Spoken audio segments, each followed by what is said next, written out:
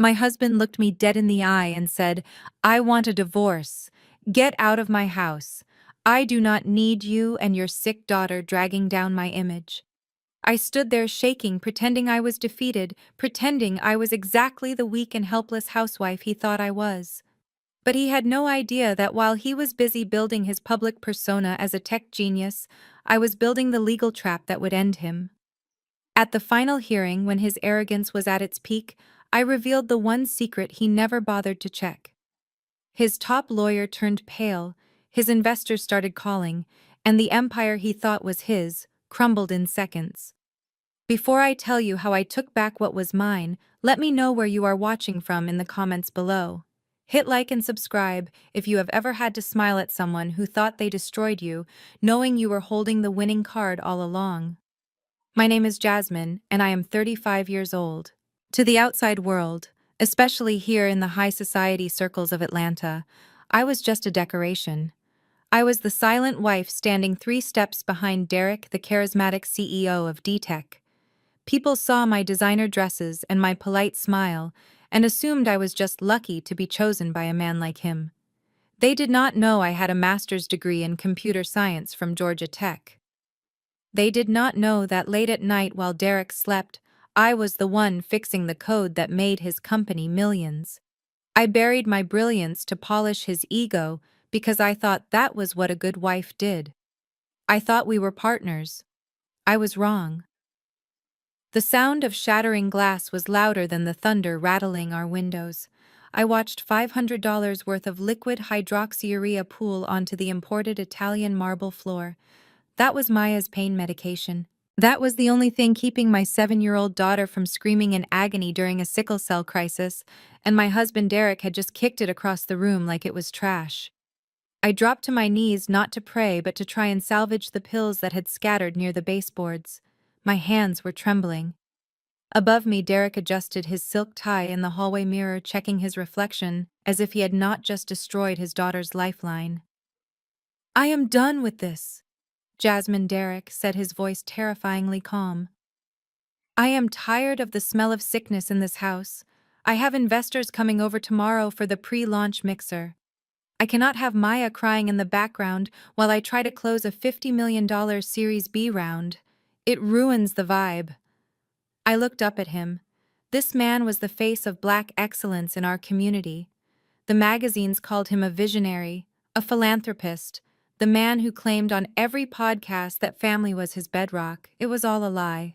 "Derek, she is in a crisis," I whispered, trying to keep my voice steady so Maya would not hear us from upstairs. "Her joints are swelling. She needs this medicine. It is snowing outside. You cannot do this right now." Derek laughed. It was a cold, hollow sound. He stepped over my hand, careful not to scuff his Italian leather shoes on the sticky medicine puddle. "I am not doing anything," he said. "You are. You are leaving. Tonight." The door to his home office opened. I expected to see his assistant, but instead Chad walked out. Chad was Derek's brother-in-law, a white corporate shark from a prestigious law firm who had always looked at me like I was a stain on the family portrait. He was holding a manila folder and he did not look at me. He looked at his watch. "You have 15 minutes, Jasmine," Chad said. I stood up, wiping the sticky medicine on my jeans. "What are you talking about, Chad? It is 10 degrees below zero outside. There is a blizzard warning." Chad finally looked at me. His eyes were empty. "This house is owned by D-Tech Holdings, not Derek personally. As of 5 o'clock this afternoon, your access to corporate assets has been revoked due to security concerns. You are technically trespassing. I have already drafted the eviction notice." My heart hammered against my ribs. This was planned. They had planned this while I was at the pharmacy, begging the pharmacist to fill a prescription that our insurance had flagged. "You cannot kick a child out in a blizzard," I said, my voice rising. "This is illegal. This is marital property." "Actually," Chad interrupted, stepping closer. "You signed a post-nuptial agreement 3 years ago, when Derek needed to restructure the company assets to protect them from liability. Remember, you signed away your claim to the residence in exchange for a stake in that worthless Phoenix project you were so obsessed with." The room spun. I remembered. I had signed it because Derek told me it was the only way to save the company from bankruptcy. I had signed it because I trusted him. I had signed it because I was the one who wrote the code for Project Phoenix, and I wanted to protect my work, even if nobody else saw its value. I looked at Derek. He was pouring himself a glass of scotch, his back to me. Derek, please, I said. Not for me. For Maya. She has a fever of 101. If I take her out in this cold, she could go into acute chest syndrome. She could die. Just let us stay in the guest room, just for tonight. I will leave at dawn. I swear. Derek took a sip of his drink. He did not turn around. Call an Uber, Jasmine, he said, and take the crying with you. Chad tapped the folder against his leg. 13 minutes, Jasmine. If you are not on the other side of that gate, I call the police. You know how that looks. Angry black woman refusing to leave a property she does not own. It will not help your custody case. The threat hit me like a physical blow. Custody. They were going to try to take her. Not because Derek wanted her. He had never changed a diaper or sat through a blood transfusion in his life. He wanted her because she was a prop. A prop he could use for sympathy when it suited him and hide away when she was inconvenient. I did not say another word. I turned and ran up the spiraling staircase. My legs felt heavy like I was running underwater. I burst into Maya's room. It was warm and smelled of lavender and the heating pad I had set up for her. She was curled in a ball under the duvet, her small body shaking. Her eyes were yellowed from the jaundice filled with pain and fear. "Mommy," she croaked, "did Daddy fix it?" Tears stung my eyes, but I forced them back. I could not break. Not now. If I broke, we died. Yes, baby, I lied. Daddy fixed it, so we are going on an adventure. We are going to a hotel with a really big bathtub. I grabbed the emergency go bag I kept in the closet. I stuffed her remaining medication, her warm woolen socks, and her favorite stuffed rabbit into it. I grabbed my laptop. That laptop was heavy, an old brick of a machine compared to the sleek tablets Derek used, but I would not leave it. It contained everything. Every line of code, every strategy document, every secret I had kept for him. I wrapped Maya in her thickest winter coat, then a blanket, then another blanket. She whimpered when I lifted her. The pain in her joints was so bad that even a touch felt like fire. "I am sorry, baby. I am so sorry," I whispered into her hair. I carried her down the stairs. She was 7 years old, but she felt light as a bird. Her sickness had eaten away her muscle mass, while Derek ate steaks at 5-star restaurants. Derek and Chad were standing in the foyer. They stopped talking when they saw me. For a second, just a split second, I saw a flicker of something in Derek's eyes. Maybe it was shame. Maybe it was the ghost of the man I met 10 years ago in a college library. But then Chad cleared his throat. 5 minutes, Chad said. You made good time. Derek looked away. He looked at the puddle of medicine on the floor. Clean that up before you go, he said. I stared at him. The rage that ignited in my chest was not hot. It was cold. It was absolute zero. It was the kind of cold that freezes oxygen. No, I said. Derek looked up surprised. Excuse me. I shifted Maya's weight in my arms. I said no. You clean it up. You spilled it. And Derek. He raised an eyebrow, arrogant to the end. When you lose everything, I said, my voice barely a whisper. Remember this moment. Remember that you chose a clean floor over your daughter's life. I walked to the heavy oak front door. Chad stepped forward to open it, mocking gallantry. The wind hit us instantly. It was a wall of ice. The snow was coming down sideways, stinging my face. The driveway was a sheet of white. My sedan was parked off to the side, looking small and pathetic next to Derek's new Range Rover. I trudged through the snow, my boots sinking deep. Maya started to cry, a high, thin sound that was lost in the wind. "Mommy, it hurts," she sobbed. "It is so cold." "I know, baby, I know." Almost there. I fumbled with the keys, my fingers numb. I got the door open and strapped her into the booster seat. My hands were shaking so hard I could barely click the buckle. I piled the blankets over her. I jumped into the driver's seat and slammed the door. The silence inside the car was deafening. I jammed the key into the ignition. The engine sputtered. Please, please God, not now. It sputtered again, then roared to life. Thank you. I looked back at the house. The golden light spilled out from the massive windows. It looked like a Christmas card. It looked like the American dream. I saw Derek and Chad standing in the window watching. They were holding glasses of scotch, toasting. They were toasting to their victory. They were toasting to getting rid of the dead weight. I put the car in reverse. The tires spun on the ice, then caught. As I drove down the long, winding driveway away from the only home Maya had ever known, my phone buzzed on the passenger seat. It was a notification from the bank. Transaction declined. Joint account frozen. I let out a breath that fogged up the windshield. They had cut the money. Of course they had. They wanted me to starve. They wanted me to crawl back and beg so they could dictate the terms. They wanted me to sign away custody for a warm meal. I looked at Maya in the rearview mirror. She had passed out from the pain. I reached over and touched my laptop bag. They thought they had taken everything. They thought the house, the money, and the cars were the assets. Derek had forgotten one thing. He had forgotten who built the engine that made his car run. He had forgotten who wrote the code that made his company worth $50 million.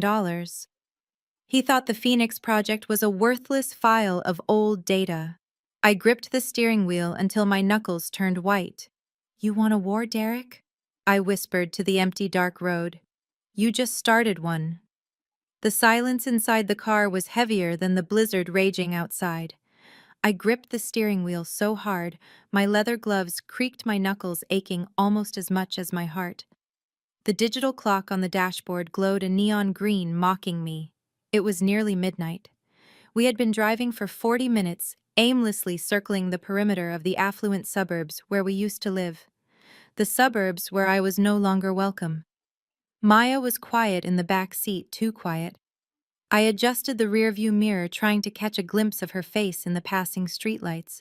She was curled into a tight ball beneath the layers of blankets I had frantically grabbed her small frame, looking fragile enough to break.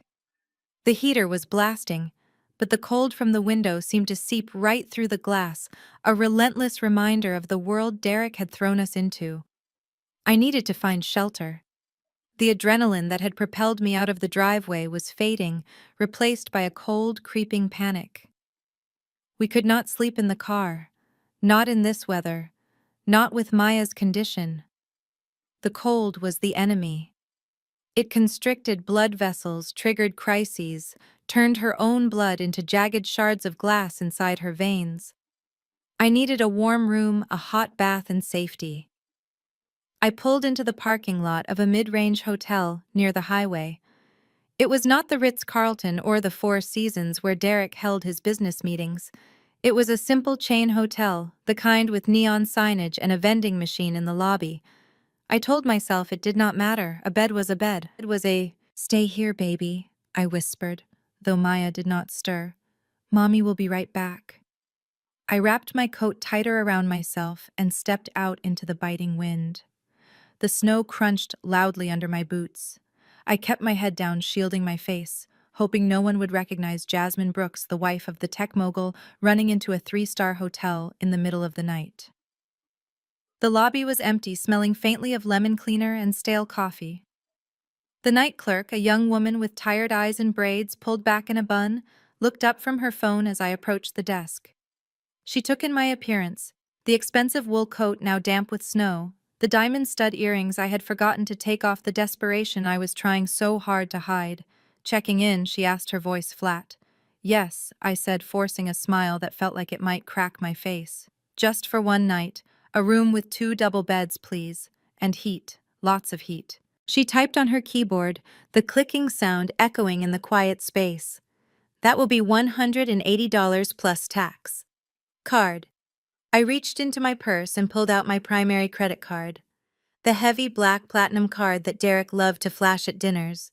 The card that had a limit higher than most people's annual salaries. I handed it to her with a shaking hand. She swiped it. A moment of silence, then a sharp beep. She frowned and swiped it again. Another beep. I am sorry, ma'am, she said, sliding the card back across the counter. It is declined. My stomach dropped. I knew logically that Chad had said assets were revoked, but I had prayed that maybe it would take 24 hours to process. Maybe there was a delay. Try this one, I said, fumbling for my personal debit card. The one I used for groceries for Maya's school supplies. Surely he could not lock my personal checking account. She inserted the chip. We waited. The machine whirred. Declined, she said, her voice softer this time, tinged with pity. It says card reported lost or stolen. Stolen. He had reported my own card as stolen. The rage flared hot in my chest, momentarily overpowering the fear. He was not just cutting me off, he was erasing me. He was making sure I had zero access to the life I had helped build. There must be a mistake, I stammered, feeling the heat rise in my cheeks. My husband, he handles the accounts. He might have... Do you have cash? She asked gently. I froze. Cash. I rarely carried cash. Everything was digital. Everything was seamless. I opened my wallet and dug through the receipt compartment. My fingers brushed against paper. I pulled out two $20 bills. $40. That was it. $40. I looked at the clerk. I looked at the $40 in my hand. Then I looked out the glass doors to where my sick daughter was freezing in a sedan. Is there anything you can do? I whispered, hating the beg in my voice. Please. My daughter is in the car. She looked at me, really looked at me, and shook her head slowly. I cannot override the system, ma'am. I would get fired. The Motel 6 down the road is cheaper, maybe. I nodded, unable to speak. I shoved the useless plastic cards and the two bills back into my purse and turned around. The walk back to the door felt like the longest walk of my life. I was not walking away from a hotel room, I was walking away from my dignity. Back in the car, the reality crashed down on me. I slammed my hands against the steering wheel, letting out a scream of frustration that was swallowed by the sound of the wind. How could I be this stupid? How could I be so unprepared? I was a strategist. I built contingency plans for billion-dollar companies. How did I not have a contingency plan for my own life? I pulled my phone out. My hands were shaking so bad I could barely unlock the screen. I dialed Derek's number. I knew he would not answer, but I had to try. I had to scream at him. I had to make him hear me. It rang once, twice, then a click. This is Chad, a voice said. Not Derek. Chad. Put my husband on the phone, I spat, my voice trembling with fury. Derek is unavailable. Chad said, his voice smooth and robotic, like he was reading from a script. And as his legal counsel, I am advising you that continued harassment will result in a restraining order. Harassment. I laughed, a hysterical, broken sound. I am trying to get a hotel room for his daughter Chad. You froze the cards. You reported them stolen. That is fraud. It is asset protection, Chad corrected. We cannot have an unstable party draining marital funds during a divorce proceeding. And regarding the cards, since you are no longer an authorized user, your possession of them is technically theft. I suggest you destroy them. You are going to kill her, I whispered. If she gets sick tonight, Chad, it is on you. The line went dead. He hung up. He actually hung up. I stared at the phone, the screen going black. A text message popped up a second later. An automated alert from the bank confirming that my accounts were frozen pending legal review. Then from the back seat, a sound that stopped my heart. A low, guttural moan. I whipped around. Maya had kicked the blankets off. Her small body was arched in unnatural rigidity. Even in the dim light, I could see her face was contorted. Mommy, she gasped. Mommy, my legs. It feels like fire. No, no, no, I chanted, unbuckling my seatbelt and scrambling into the back seat. I pulled her into my lap, trying to generate heat. Her skin was burning hot to the touch, but she was shivering violently. "It is a crisis," she cried, tears streaming down her face. "It is the bad pain. Mommy, make it stop." I rocked her, panic clawing at my throat. I knew the protocol: hydration, warmth, pain medication. But the medicine was on Derek's floor. The water bottle in the car was half empty and freezing cold. And the warmth? The car heater was struggling against the blizzard, and I watched in horror as the gas gauge needle hovered just above empty. We did not have enough gas to keep the car running all night. I checked her pulse. It was racing. Her breathing was shallow. This was not a mild episode. The stress and the cold had triggered a major crisis. She needed intravenous fluids and strong narcotics. She needed a hospital. I looked at the navigation system. The nearest private hospital, the one where Maya's specialists were, the one with the private rooms, and the nurses who knew her name, was 20 miles north. I checked the gas gauge again. We would never make it. And even if we did, they would ask for insurance, they would ask for a copay, they would run the card and it would decline. They would stabilize her, yes, because they had to, but the humiliation, the delay, the bureaucracy. "Mommy, it hurts!" Maya screamed, a sound that tore through my soul. I scrambled back into the driver's seat. I had $40, I had a quarter tank of gas, and I had a dying child. I typed in a new destination. Not the private hospital in the suburbs. Grady Memorial, the county hospital downtown. It was the place people like Derek made jokes about. The place where the uninsured, the homeless, and the desperate went. It was overcrowded, underfunded, and chaotic. But they would not turn us away. They could not. "Hold on, baby," I said, shifting the car into gear. "Mommy is taking you to the doctor. Just breathe for me, just breathe." I peeled out of the hotel parking lot, the tires slipping on the black ice. I drove aggressive and fast, ignoring the speed limits.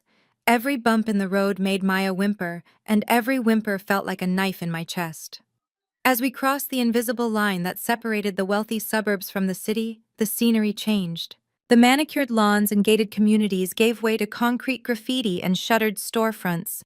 The streetlights were dimmer here. The snow looked dirtier. This was the world I had fought so hard to rise above. This was the world Derek had pretended he never came from. And now it was the only place that would take us in. I pulled into the emergency bay of the county hospital. It was a chaotic scene of ambulances, police cars, and people huddled in blankets, smoking cigarettes near the entrance. The sliding glass doors opened and closed constantly, swallowing the sick and spitting out the weary. I parked the car in a tow-away zone. I did not care. Let them tow it. It was not my car anymore anyway. I ran to the back seat and scooped Maya up. She was dead weight in my arms now, her eyes rolling back in her head. She was losing consciousness. "Stay with me, Maya," I shouted, kicking the car door shut. "Open your eyes." I ran toward the entrance, the wind whipping my hair across my face, the snow blinding me. I burst through the automatic doors into the harsh fluorescent light of the waiting room. The smell hit me first. Antiseptic sweat and old blood. The room was packed. People were sleeping in chairs, bleeding into tissues, arguing with security guards. I did not wait in line. I marched straight to the triage window, looking like a mad woman in a ruined designer coat holding a limp child.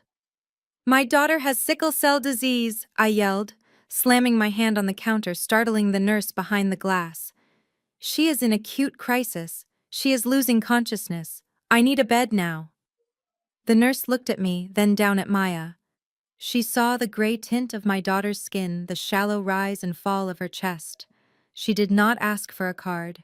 She did not ask for a copay. She hit a red button on her desk.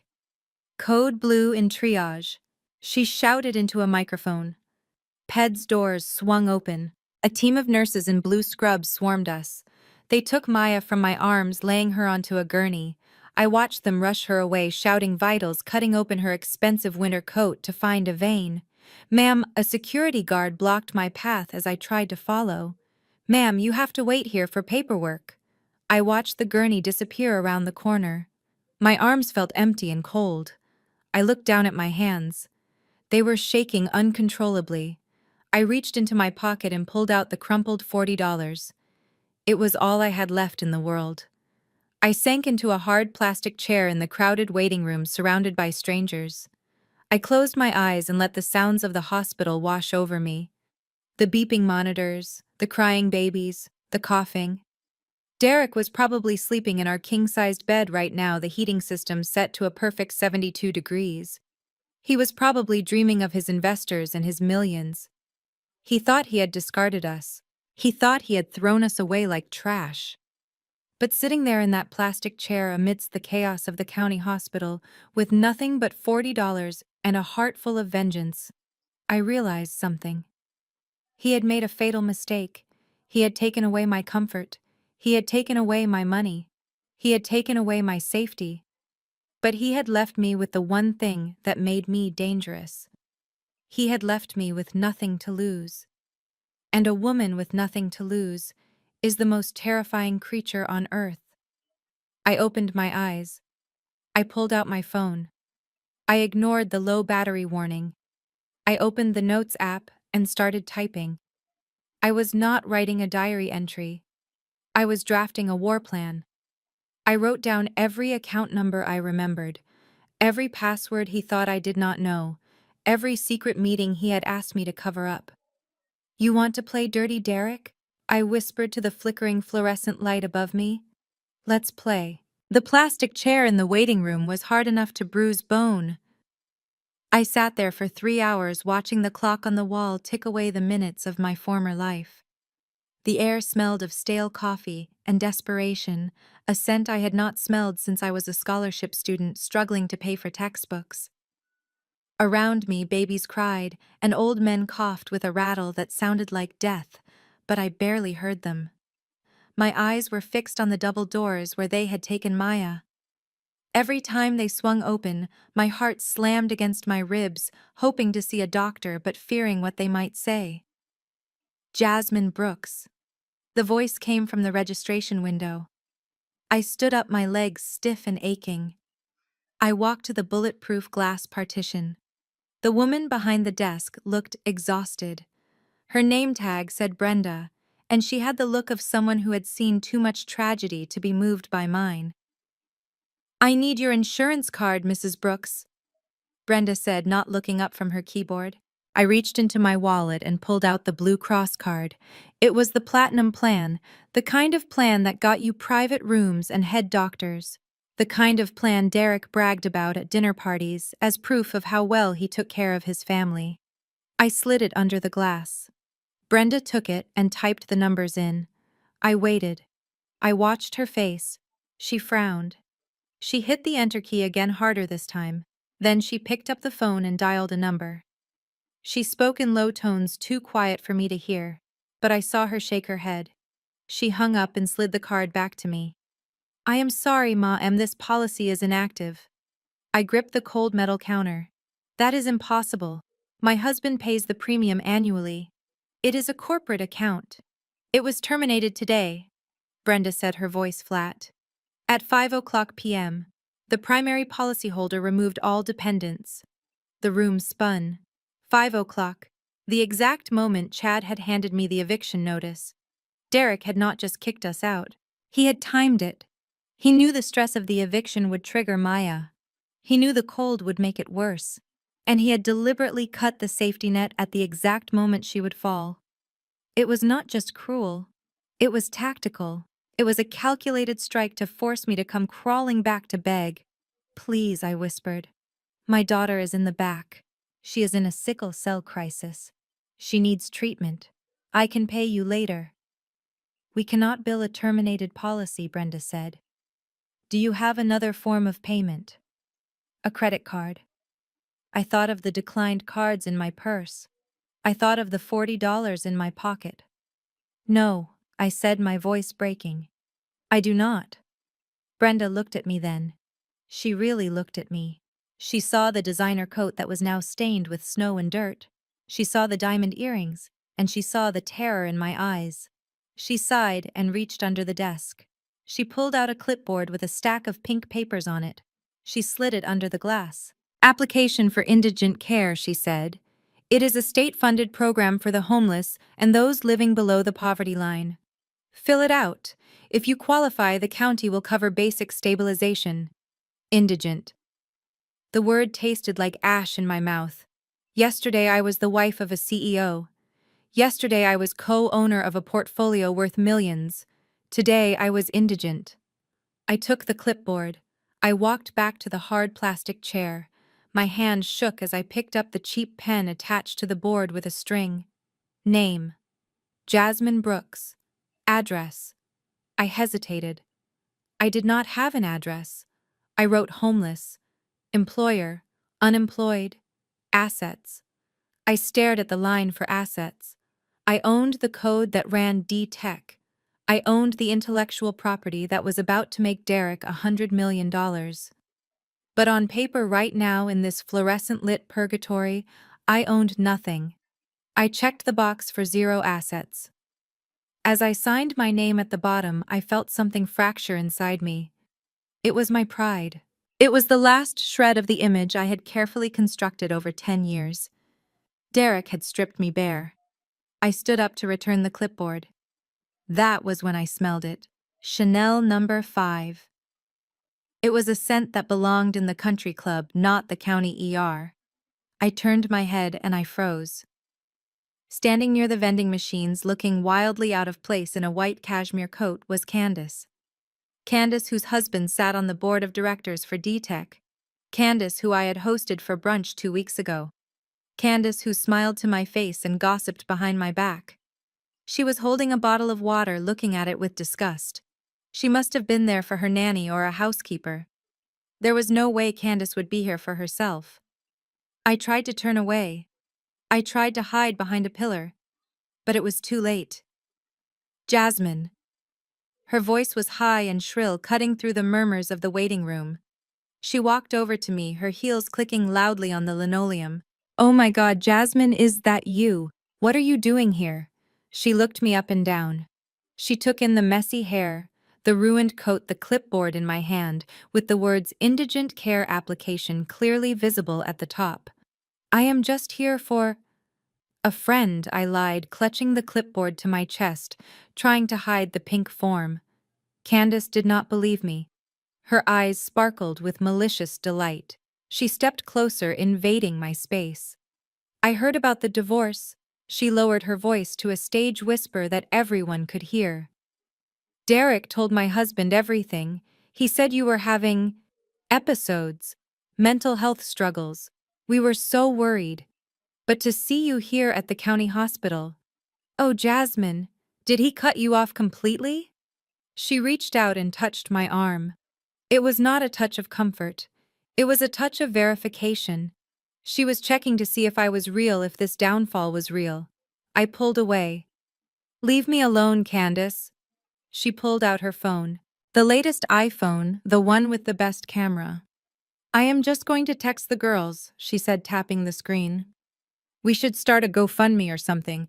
We cannot have you living on the street. It reflects poorly on the company." "No," I said, stepping back. "Do not." But the flash went off. It was blinding. She smiled a tight shark-like smile. "Do not worry, sweetie. I will filter it." She turned and walked away, her heels clacking a rhythm of destruction. I stood there paralyzed. I knew what was happening. I could feel it happening. The photo was going into the group chat, then it would go to Instagram, then it would go to Twitter. 5 minutes later, my phone buzzed. It was a notification from Instagram. I had been tagged. I looked at the screen. There was the photo.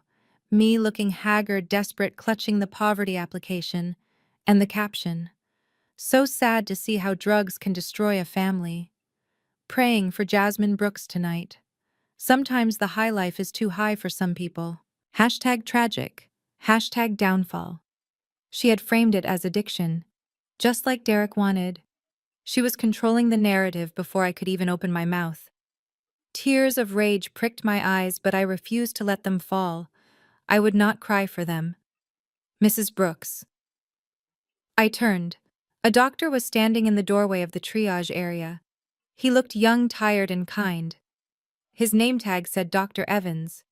Is it Maya? I asked, dropping the clipboard on a chair and rushing to him. Is she okay? Dr. Evans ushered me into a small hallway away from the prying eyes of the waiting room. She is stable for now, he said. We have her on oxygen and IV fluids. But the pain crisis is severe. Her hemoglobin levels are dangerously low, and the blockage in her blood vessels is not clearing with standard hydration. My heart stopped. What does that mean? It means she is at high risk for a stroke, Dr. Evans said gently. We need to be aggressive. There is a new monoclonal antibody treatment called Adakveo. It works by preventing the blood cells from sticking together.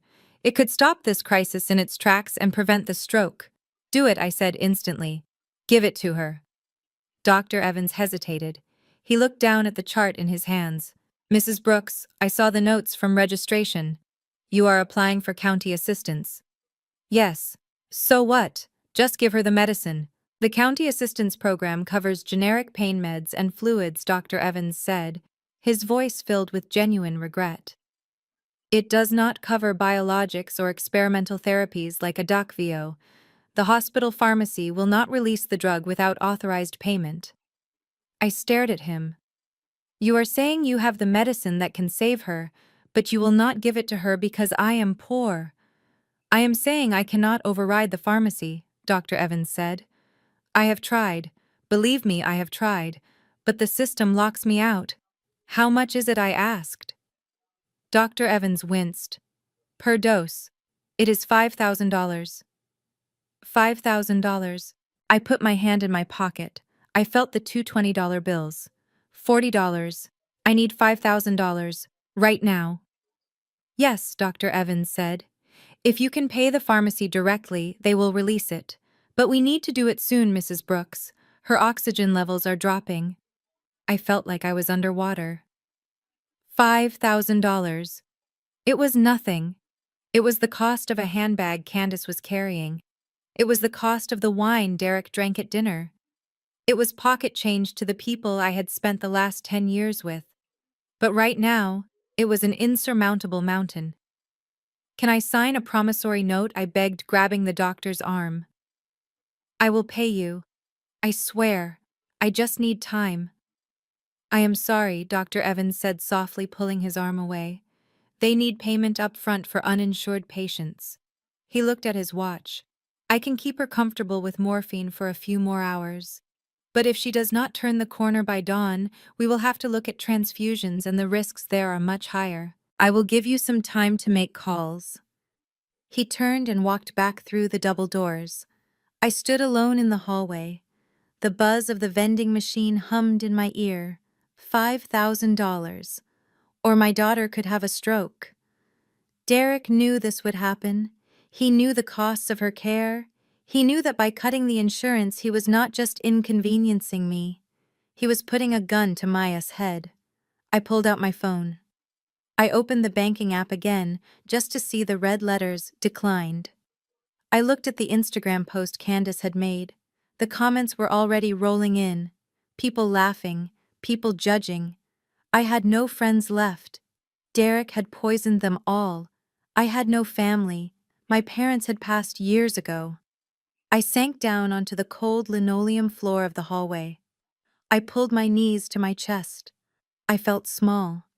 I felt broken. But then I remembered the USB drive in my pocket. I remembered the code. I remembered that while I did not have $5,000 in cash, I held the key to a $50 million kingdom. I wiped the tears from my face. I stood up. I walked back out to the waiting room. I walked past the staring strangers. I walked past the spot where Candace had taken my picture. I found a quiet corner near the payphones. I sat down and opened my laptop. I did not connect to the hospital Wi-Fi. I used my phone's hotspot, praying the data would not run out. I needed $5,000, and I was going to get it. Not by begging Derek, not by starting a GoFundMe. I was going to get it by taking back what was already mine. I logged into the backdoor admin portal of DTech. The portal that only I knew existed because I was the one who built it. My fingers flew across the keyboard. The code reflected in my eyes. If Derek wanted to treat his family like a business transaction, then I would treat his business like a family dispute. I found the payroll account. The executive discretionary fund. The fund Derek used to pay for his dinners and his gifts for Chloe. It was protected by 3 layers of firewalls. I cracked the first one in 30 seconds. I cracked the second one in a minute. I hovered over the third one. This was illegal. This was embezzlement. If I clicked enter, I would be committing a felony. I looked up at the double doors where my daughter lay in pain. I thought about the stroke Dr. Evans had warned me about. I looked back at the screen. I typed in the command, transfer $5,000 to Grady Memorial Pharmacy Department. I hit enter. The screen flashed green, transaction successful. I closed the laptop. My heart was pounding so hard I thought it would explode. I had just stolen from my husband's company. I had just crossed a line from which there was no return. I stood up and walked to the nurse's station. "Tell the pharmacy to check their system," I said to Brenda, my voice steady and cold. "The payment has been made. Give my daughter the medicine." Brenda looked at her screen. Her eyes widened. "It is here," she said. "Payment received in full." She looked at me with a new expression. It was not pity anymore. It was fear. I turned and walked toward the double doors. I was not Jasmine the victim anymore. I was Jasmine the thief. Jasmine the criminal. And I had never felt more powerful. The drive from the county hospital to the High Museum of Art took 20 minutes, but it felt like traveling between 2 different planets. I left behind the smell of antiseptic and the sound of weeping mothers, and drove straight into the heart of Atlanta's Black elite. The launch party for D-Tech was the event of the season. Derek had been planning it for 6 months. I knew because I was the one who had curated the guest list. I was the one who had selected the hors d'oeuvres. I was the one who had written the speech he was about to give. And now I was the one crashing it. I parked my car 3 blocks away in a dark alley because the valet stand was swarming with Bentleys and Maseratis. I checked my reflection in the rearview mirror one last time. My hair was a mess from the wind and the stress. My designer coat was stained with slush. I looked exactly like what they wanted me to be. A wreck, a woman on the edge, but my eyes were clear. For the first time in years, the fog of trying to be the perfect wife had lifted. I was not going there to beg for my marriage. I was going there to look my enemy in the face and let him know that the war had begun. I walked toward the museum entrance. The security guards at the front were new. Derek must have hired a private firm for tonight. They looked at me with skepticism as I approached the velvet rope. "Ticket, please," the lead guard said, stepping in front of me. "I do not have a ticket," I said, keeping my voice low and steady. "My name is Jasmine Brooks. I am the wife of the CEO." The guard hesitated. He looked down at a tablet in his hand. Then he looked back at me. "I have a Jasmine Brooks on the do not admit list, ma'am," he said. "I am going to have to ask you to leave. Do not admit." He had put his own wife on a security blacklist alongside stalkers and corporate spies. The audacity of it almost made me laugh. "I am not leaving," I said, stepping closer. "I need to speak to my husband regarding a medical emergency involving his daughter. If you want to physically remove the mother of a sick child while the press is watching from the red carpet over there, be my head." I nodded toward the bank of photographers flashing pictures of local celebrities. The guard followed my gaze. He knew the optics of dragging a woman away in front of cameras. He stepped aside, muttering into his earpiece. I walked through the heavy glass doors and into the atrium. The noise hit me first. The clinking of crystal glasses, the murmur of expensive conversation, the smooth jazz band playing in the corner. It was a sea of tuxedos and sequined gowns. I saw faces I recognized everywhere. There was the mayor. There was the pastor of our megachurch. There was Candace still pretending to be my friend while posting my downfall online. And there, in the center of the room under a massive spotlight, was Derek. He looked magnificent. I hated him for it. He was wearing a custom midnight blue tuxedo that fit him perfectly. He held a champagne flute in one hand, and he was laughing. His head was thrown back, exposing his throat, and he looked like a man without a care in the world. Hanging on his arm was Chloe. I had only seen pictures of her before. In person, she was even more striking. She was young, perhaps 24. Her skin was a light caramel color, flawless and glowing. She wore a red silk dress that clung to every curve, a dress that screamed, "Look at me." She was everything Derek wanted. She was a trophy. She was a prop. She was the new model he had traded me in for. I felt a physical pain in my chest, sharp and jagged, not because I still loved him, but because seeing them together made the erasure of my existence complete. He had not just left me, he had replaced me. I started walking toward them. The crowd parted as I moved. People turned to look. The whispers started instantly. A ripple of silence spread outward from where I walked. "Oh my God, is that Jasmine? Look at her hair. I heard she had a breakdown. She looks like she slept in her car." I kept my eyes locked on Derek. He sensed the shift in the room. He stopped laughing. He turned slowly and saw me. His smile vanished. For a second I saw genuine fear in his eyes. He knew what I knew. He knew that the software he was launching tonight, the software that was supposed to revolutionize the industry, was built on my code. But the fear was replaced instantly by anger. Chad appeared out of nowhere, stepping in front of me like a human shield. He was wearing a tuxedo that cost more than my car. "Jasmine," Chad hissed, grabbing my arm. "What the hell do you think you are doing? Get out of here before I have you arrested." "Let go of me, Chad," I said loud enough for the people nearby to hear. "I am here to talk to my husband. Our daughter is in the hospital. She needs him." Derek did not move. He just watched me, his face hardening into a mask of indifference. Chloe looked at me with wide, innocent eyes, acting as if she was scared of the crazy woman. "She is lying, Derek," Chad said loudly, playing to the crowd. "We have already handled the medical bills. She is here to cause a scene. She is looking for money for her habit." Habit. They were doubling down on the addiction narrative. I pulled my arm free from Chad's grip. I walked past him. I stood 5 feet away from Derek. The room was deadly silent now. Even the band had stopped playing. "Derek," I said, my voice ringing clear in the cavernous hall. "I just paid $5,000 to save Maya's life. Money I had to take because you froze our accounts while she was in critical condition." Derek sighed.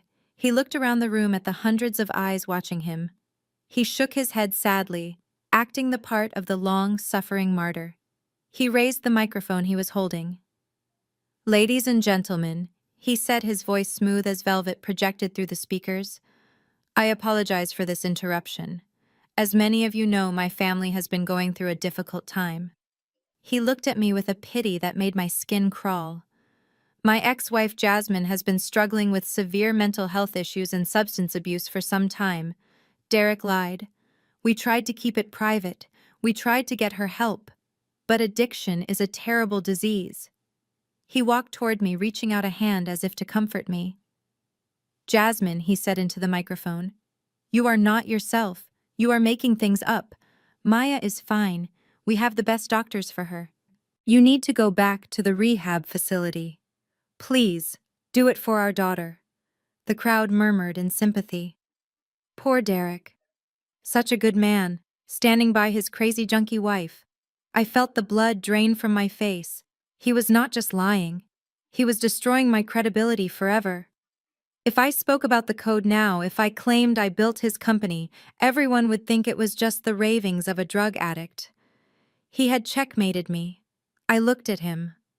I looked at the man I had shared a bed with for 10 years, the man I had built up from nothing. I did not scream. I did not cry. I did not give him the reaction he wanted. I took a step closer until I was close enough to smell his expensive cologne. I looked him dead in the eye, ignoring the microphone. "You think you have won," I said softly. "You think you can rewrite history. But you forgot one thing, Derek. You did not build this. I did, and you are going to regret every single word you just said." Derek's eye twitched, just a fraction. "Security," he said into the mic, his voice breaking slightly. "Please escort Mrs. Brooks out. Ensure she gets a safe ride to the clinic." Two massive guards grabbed me by the arms. This time I did not fight. There was no point. I let them drag me backward. I kept my eyes on Derek until the very last second. I saw him turn back to Chloe. I saw her whisper something in his ear. I saw him smile that fake plastic smile and raise his glass to the crowd. The heavy doors slammed shut behind me, cutting off the warmth and the light. I was back in the cold. The guards marched me down the steps of the museum. "Do not come back here, lady," one of them said, shoving me toward the sidewalk. "Next time we call the cops." They turned and walked back to their posts, leaving me shivering on the pavement. I stood there for a moment, feeling the snow melt against my hot cheeks. I felt hollowed out. I had played my hand, and I had lost. He was too powerful. His lie was too big. "Psst, Jasmine." The whisper came from the shadows of a large oak tree near the employee entrance. I turned ready to fight or run. A figure stepped out. He was wearing a hooded sweatshirt over a tuxedo shirt and untied bow tie. He looked nervous, glancing left and right. It was Leo. Leo was the lead systems engineer at D-Tech, or at least he used to be. He was one of the few people from the old days, the garage days, who Derek had not fired yet. He was brilliant, socially awkward, and fiercely loyal to the code. "Leo," I breathed. "What are you doing here? If Chad sees you talking to me, he will fire you." Leo walked over to me quickly. He looked terrified. He reached into his pocket and pulled out a thick white envelope. "Take this," he said, shoving it into my freezing hands. "It is not much, just what I had in my safe at home. About $2,000. It should help with Maya." I looked at the envelope. Tears pricked my eyes again. "Leo, why?" "Because I heard what he said in there," Leo said, his voice shaking with anger. "About you being an addict, about you being crazy. It made me sick, Jasmine. I remember who stayed up all night fixing the server crashes in 2019. I remember who wrote the algorithm that got us the first round of funding. It was not him." Leo looked back toward the museum entrance. He lowered his voice. "And there is something else." He reached into his other pocket and pulled out a small black USB drive. It looked old, battered. "You need to look at this, Jasmine. Tonight." "What is it?" I asked, closing my hand around the cold metal drive. Leo stepped closer, his eyes intense. "It is the commit logs for the last 3 years. The version history of the entire platform." He paused, letting the words sink in. "Derek has not written a single line of code since you stopped helping him, Jasmine. Not one. The entire new update. The update he is launching tonight. It is just a reskin of your old work. It is unstable. It is full of holes. And if you look closely at the metadata, you will see whose digital signature is still embedded in the core architecture." My heart skipped a beat. "My signature," I whispered. Leo nodded. "He is selling a product that belongs to you, Jasmine, and this drive proves it." He backed away, pulling his hood up. "I have to go back in before they notice I am gone." "Be careful, Jasmine. Chad is looking for reasons to bury you. Do not let them win." Leo turned and ran back toward the side door, disappearing into the shadows. I stood alone on the street corner. The wind was howling, but I did not feel the cold anymore. I looked at the envelope of cash in my left hand. Survival. I looked at the USB drive in my right hand. Ammunition. Derek had tried to paint me as a broken woman, a charity case, an addict. He had no idea that he had just handed the architect the blueprints to his own demolition. I turned and walked toward my car. The walk back was not a walk of shame. It was a march. I had work to do. I drove until I found a motel that looked invisible. It was a single-story building with peeling paint and a neon sign that flickered with a buzzing sound that I could hear even through the car window. It was called the Sleep Inn, but it looked like the kind of place where sleep was the last thing that happened. I paid the night clerk in cash using $200 from the envelope Leo had given me. The clerk did not ask for ID. He did not look at my face. He just slid a rusted key across the counter and went back to watching a game show on a small television. The room smelled of stale cigarette smoke and industrial cleaner, but the heater worked. That was all that mattered. I carried Maya inside, wrapping her in the hotel bedspread because the sheets looked thin and gray. She was groggy from the medication Dr. Evans had given her, but her breathing was steady. The crisis was breaking. The danger had passed for tonight. I brushed the hair off her forehead and kissed her cheek. She mumbled something about her stuffed rabbit and drifted into a deep sleep. I sat on the edge of the lumpy mattress and watched her for a long time. My body was exhausted. My eyes burned. Every muscle ached from the tension of the last 6 hours. I wanted to curl up beside her and forget that my life had been incinerated. I wanted to sleep for a week.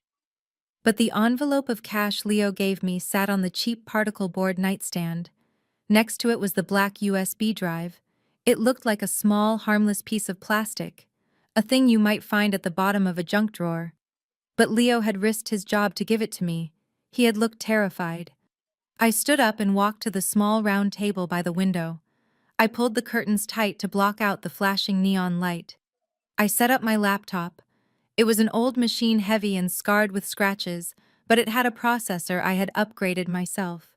I plugged in the power cord. I plugged in the USB drive. The screen flickered to life.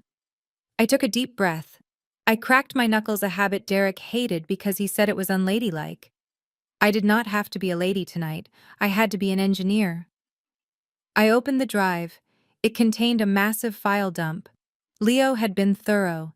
He had copied the entire repository history of DTech's central platform, the platform that was currently valued at $50 million, the platform that was supposedly launching a revolutionary update tomorrow morning. I started reading the code. To most people, computer code looks like nonsense, just lines of colors and symbols. But to me, it is a language more honest than English. English allows for lies. English allows for manipulation. Derek could use English to tell the world I was a drug addict. He could use English to charm investors. But code does not lie. Code either works or it breaks. It is pure logic. I scrolled through the commit logs, which are the digital records of every change made to the software. Leo was right. For the last 3 years since I had stepped back to focus on Maya and play the role of the supportive wife, the innovation had stopped. The logs showed hundreds of updates, but they were all cosmetic. They had changed the color of the dashboard. They had moved the login button. They had renamed features to make them sound more cutting edge. But the engine underneath, the complex algorithms that actually process the data, they had not been touched. Derek was selling a new coat of paint on a rotting house. But that was not enough to destroy him. Selling bad software is not a crime. It is just bad business. I needed more. I needed a smoking gun. I opened the terminal on my laptop. I decided to bypass the surface-level files and go straight to the kernel, the deepest layer of the system. This was the foundation, the bedrock. I typed in a series of commands that my fingers remembered from a decade ago. It was muscle memory. I was looking for the root directory. The screen filled with lines of text. I scanned them quickly, my eyes moving faster than I could think. And then I stopped. My breath hitched in my throat. There it was. Deep inside the architecture of the software, buried under layers of new interfaces and shiny graphics, was a folder named Project Phoenix. I stared at the name. Project Phoenix. Chad had called it a worthless piece of garbage. He had laughed when I asked to keep it in the divorce settlement. He had mocked me for wanting to hold on to a failed experiment that was costing the company money in server fees. But looking at the screen now, I realized something that made the hair on my arms stand up. Project Phoenix was not a side project. It was not a failed experiment. Project Phoenix was the load-bearing wall. Every single function of DTech's platform was calling back to this folder. The database management, the encryption protocols, the user authentication. It all ran through Phoenix. If you removed Project Phoenix, the entire $50 million platform would collapse instantly. It would be like pulling the bottom block out of a Jenga tower. But that was not the discovery. That was just the mechanics. The discovery was in the metadata. I right-clicked on the folder and selected Properties. I opened the file history. I wanted to see when this folder was created. The date stared back at me. November 14th, 2013. November 2013. I closed my eyes and let the memory wash over me. I was not Mrs. Derek Brooks back then. I was Jasmine Lewis. I was a 24-year-old grad student living in a studio apartment that smelled of ramen noodles. I was lonely and brilliant and broke. I spent my nights at a 24-hour diner drinking terrible coffee and writing code because I had an idea for a data compression algorithm that nobody else believed in. I wrote Project Phoenix 6 months before I met Derek. I wrote it before the engagement ring, before the wedding, before the incorporation of DTech. I opened the copyright header of the main script file. It was right there in green text. Copyright 2013, Jasmine Lewis. All rights reserved. My heart began to hammer against my ribs, not with fear this time, but with a savage joy. I knew the law. I knew it because I had taken a class on intellectual property in grad school. In the state of Georgia, assets acquired during the marriage are generally considered community property. That was why Chad was so confident.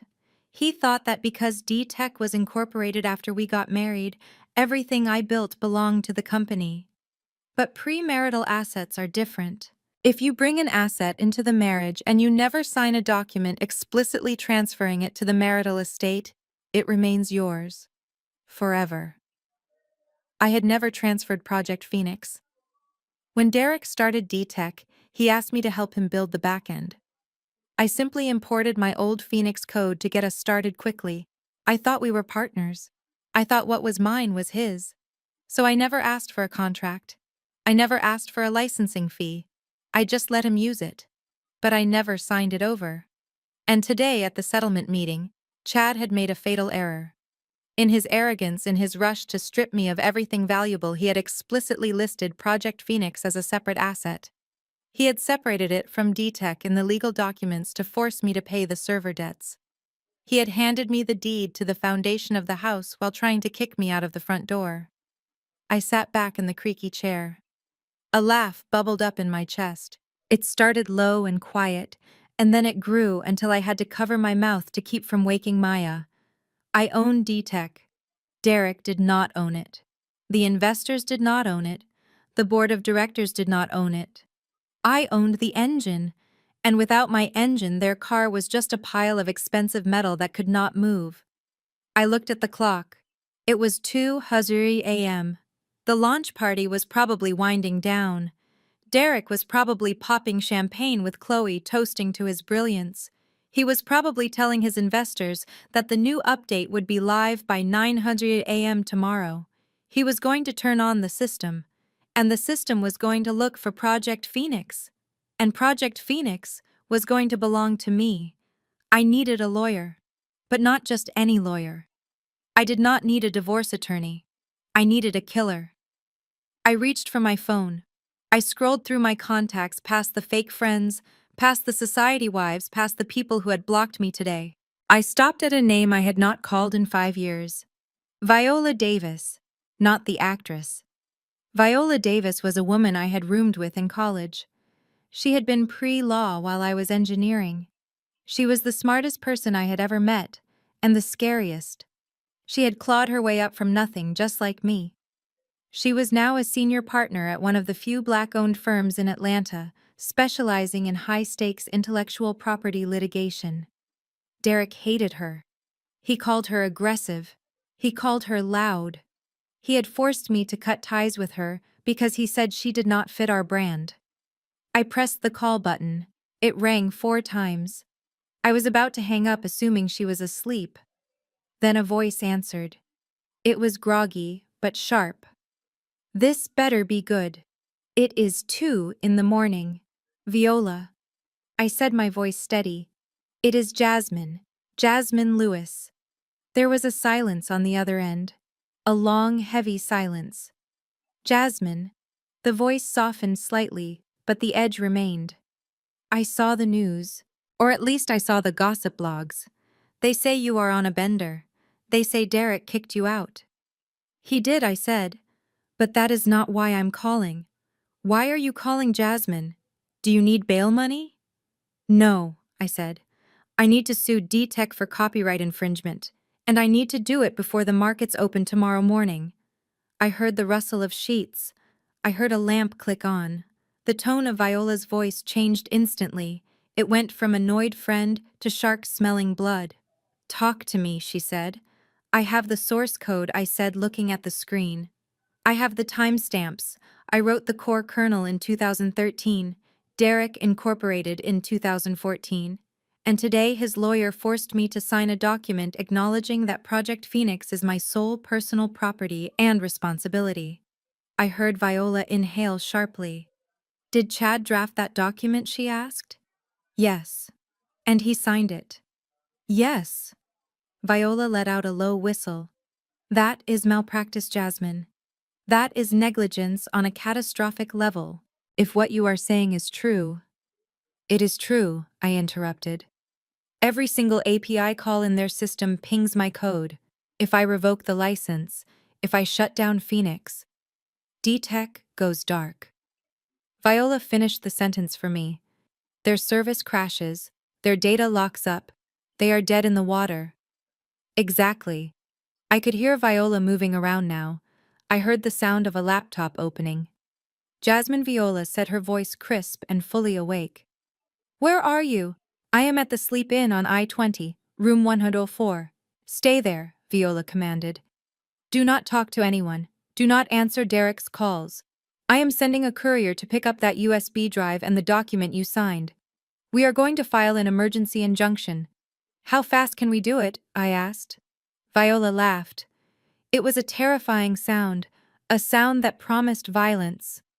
Fast enough to ruin his breakfast, she said. Jasmine, listen to me. If we do this, we are declaring war.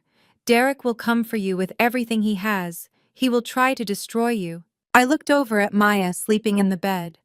I looked at the bruise on my arm where the security guard had grabbed me. I looked at the indigent care application in my purse. He already tried Viola, I said. He took my house. He took my money. He took my reputation. He left me for dead in a blizzard. I paused, looking back at the glowing green code on my screen. But he forgot to take his brain. And now I am going to take his empire. I will see you in court, Jasmine, Viola said. I hung up the phone. For the first time in 5 chapters, I smiled. It was not a nice smile. It was not the polite smile of a supportive wife. It was the smile of the wolf who had just realized the hunter left the cage door open. I went to the bathroom and washed my face with cold water. I looked at myself in the cracked mirror. I looked tired. I looked worn. But the fear was gone. I walked back to the laptop. I had one more thing to do before the courier arrived. I needed to prepare the update. Derek wanted a system update. I would give him one. But instead of the sleek new interface he promised his investors, I was going to push a small patch to Project Phoenix. A patch that would require a new authentication key. My key. I began to type. The rhythmic clacking of the keyboard was the only sound in the room. It was the sound of a bomb being built. The night was dark. The wind was still howling. But inside room 104, the sun was about to rise, and it was going to burn Derek to the ground. The conference room at Sterling and Finch was designed to make you feel small. It was a glass box floating on the 45th floor of a downtown skyscraper, with a view of the entire city that Derek now claimed to own. The table was a slab of black marble, cold to the touch, and long enough to seat 20 people, but there were only 3 of us. Chad sat at the head of the table looking like a king on his throne. Derek sat to his right, scrolling through his phone, probably texting Chloe about their dinner plans. And then there was me. I sat at the far end of the table wearing a sweater I had bought at a thrift store that morning because my designer clothes felt like a costume I could no longer afford to wear. I had scrubbed my face clean of makeup. I had let my hair stay messy. I wanted them to see a broken woman. I wanted them to see a wife who had been crushed by the weight of her husband's power. I needed them to underestimate me one last time. Chad did not offer me water.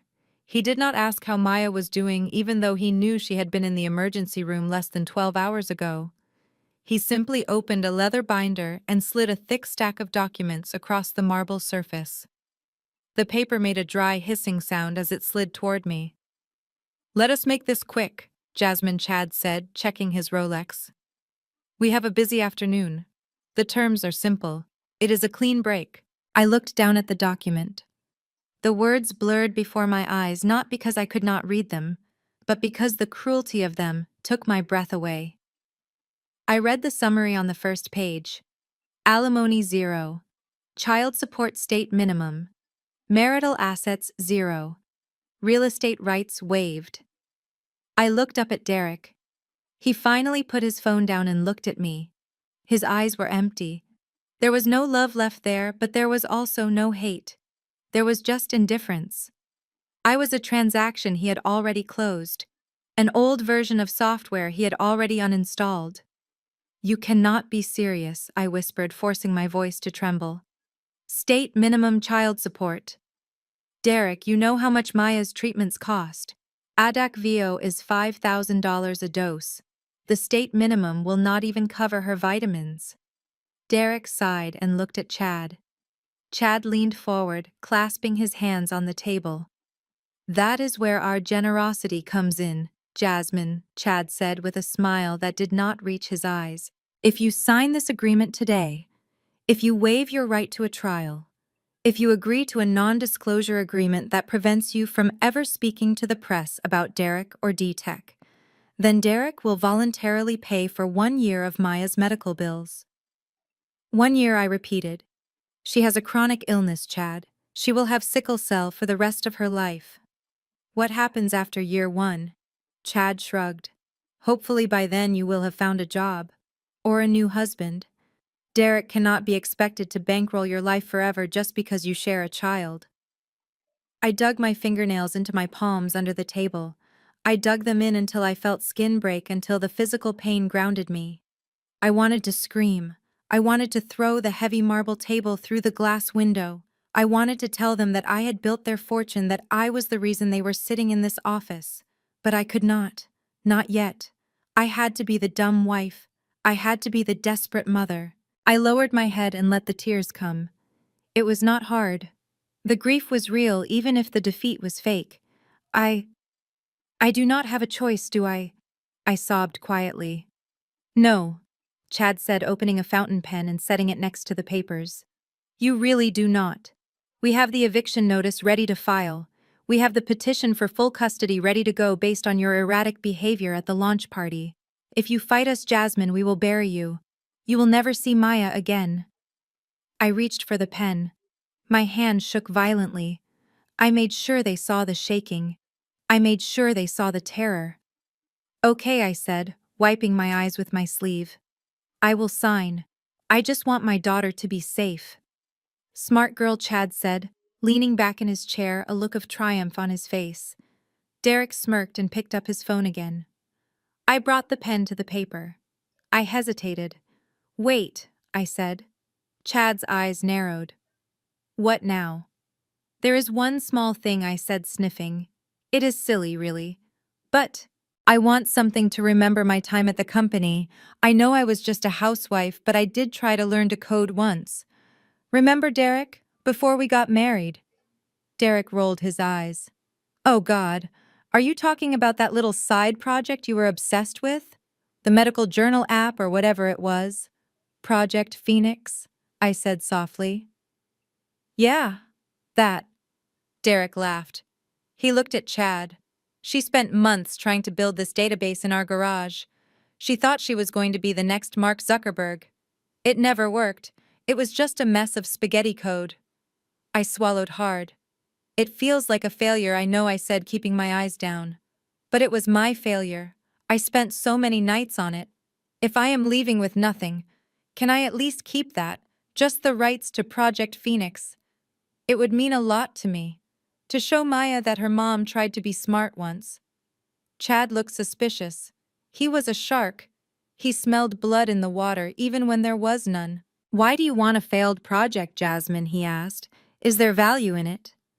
No, I said quickly. No value. It is actually costing money, I think. I set it up on a private server years ago and I never turned it off. It just sits there. Chad turned to his laptop. I watched him type. I held my breath. This was the moment. This was the turn. He was logging into the D-Tech asset ledger. He was searching for Project Phoenix. I knew what he would see. I had checked it myself last night. He would see a dormant project file. He would see zero revenue. And most importantly, he would see a recurring expense. Chad's face relaxed. He let out a short bark of a laugh.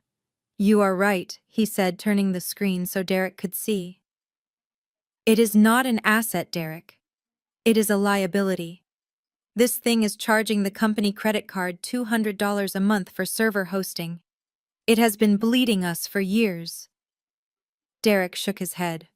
Unbelievable. You are asking to take debt off my hands, Jasmine. You really are hopeless at business, aren't you? I shrank back in my chair.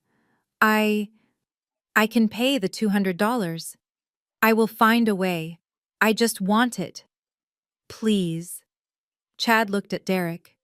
Derek shrugged. Let her have it, Derek said. It saves us $2,400 a year. Consider it a parting gift. Chad turned back to the document. He pulled out a red pen. He flipped to the section labeled Assets and Liabilities. He wrote in the margins in his sharp, jagged handwriting. Clause 14b. Wife assumes sole ownership of the intellectual property and associated data known as Project Phoenix. Wife assumes all past and future financial liabilities associated with said project. Husband retains no claim or interest in Project Phoenix whatsoever. He pushed the paper back to me. Initial there, Chad said, pointing to the margin. And there. I looked at the words. Clause 14b. Sole ownership. No claim or interest whatsoever. My heart was pounding so hard I thought they would hear it in the silence of the room. They thought they were dumping trash on me. They thought they were saddling me with a monthly bill. They had just signed over the keys to the kingdom. They had just legally transferred the source code of a $50 million company to the woman they were kicking to the curb. I picked up the pen again. I gripped it tight. You are sure, I asked, looking at Derek one last time, giving him one final chance to be a human being. You do not want any part of it. Even if I fix it someday. Derek laughed. A cruel, dismissive sound. Fix it, he scoffed. Jasmine, you cannot even fix your own life. Take the garbage. It is yours. I looked at Chad. It is ironclad, Jasmine, Chad said.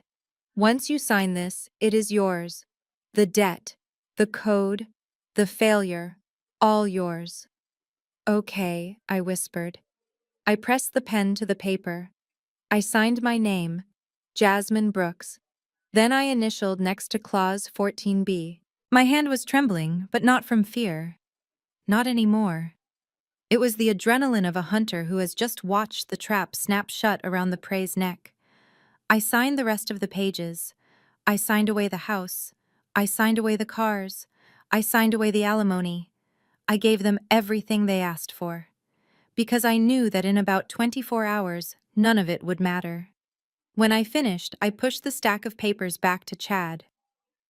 Done, Chad said, closing the binder with a snap. He did not offer to shake my hand. Security will escort you out, Chad said.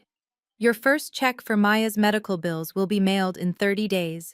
Until then, you are on your own. 30 days. They knew she needed medicine today. They were still trying to hurt me even after they won. Thank you, I said, standing up. I walked to the door. My legs felt strong. My head felt clear. Jasmine, Derek called out, just as I reached the handle. I stopped, but I did not turn around. Take a shower, he said. You look like a mess. It is embarrassing. I opened the door and walked out. I walked past the secretaries in their expensive suits. I walked past the security guard who watched me with suspicion. I stepped into the elevator and pressed the button for the lobby. As the doors closed, cutting off the view of Sterling and Finch, I let out a breath I had been holding for an hour. I leaned my head against the cool metal wall of the elevator. I looked at the copy of the agreement in my hand.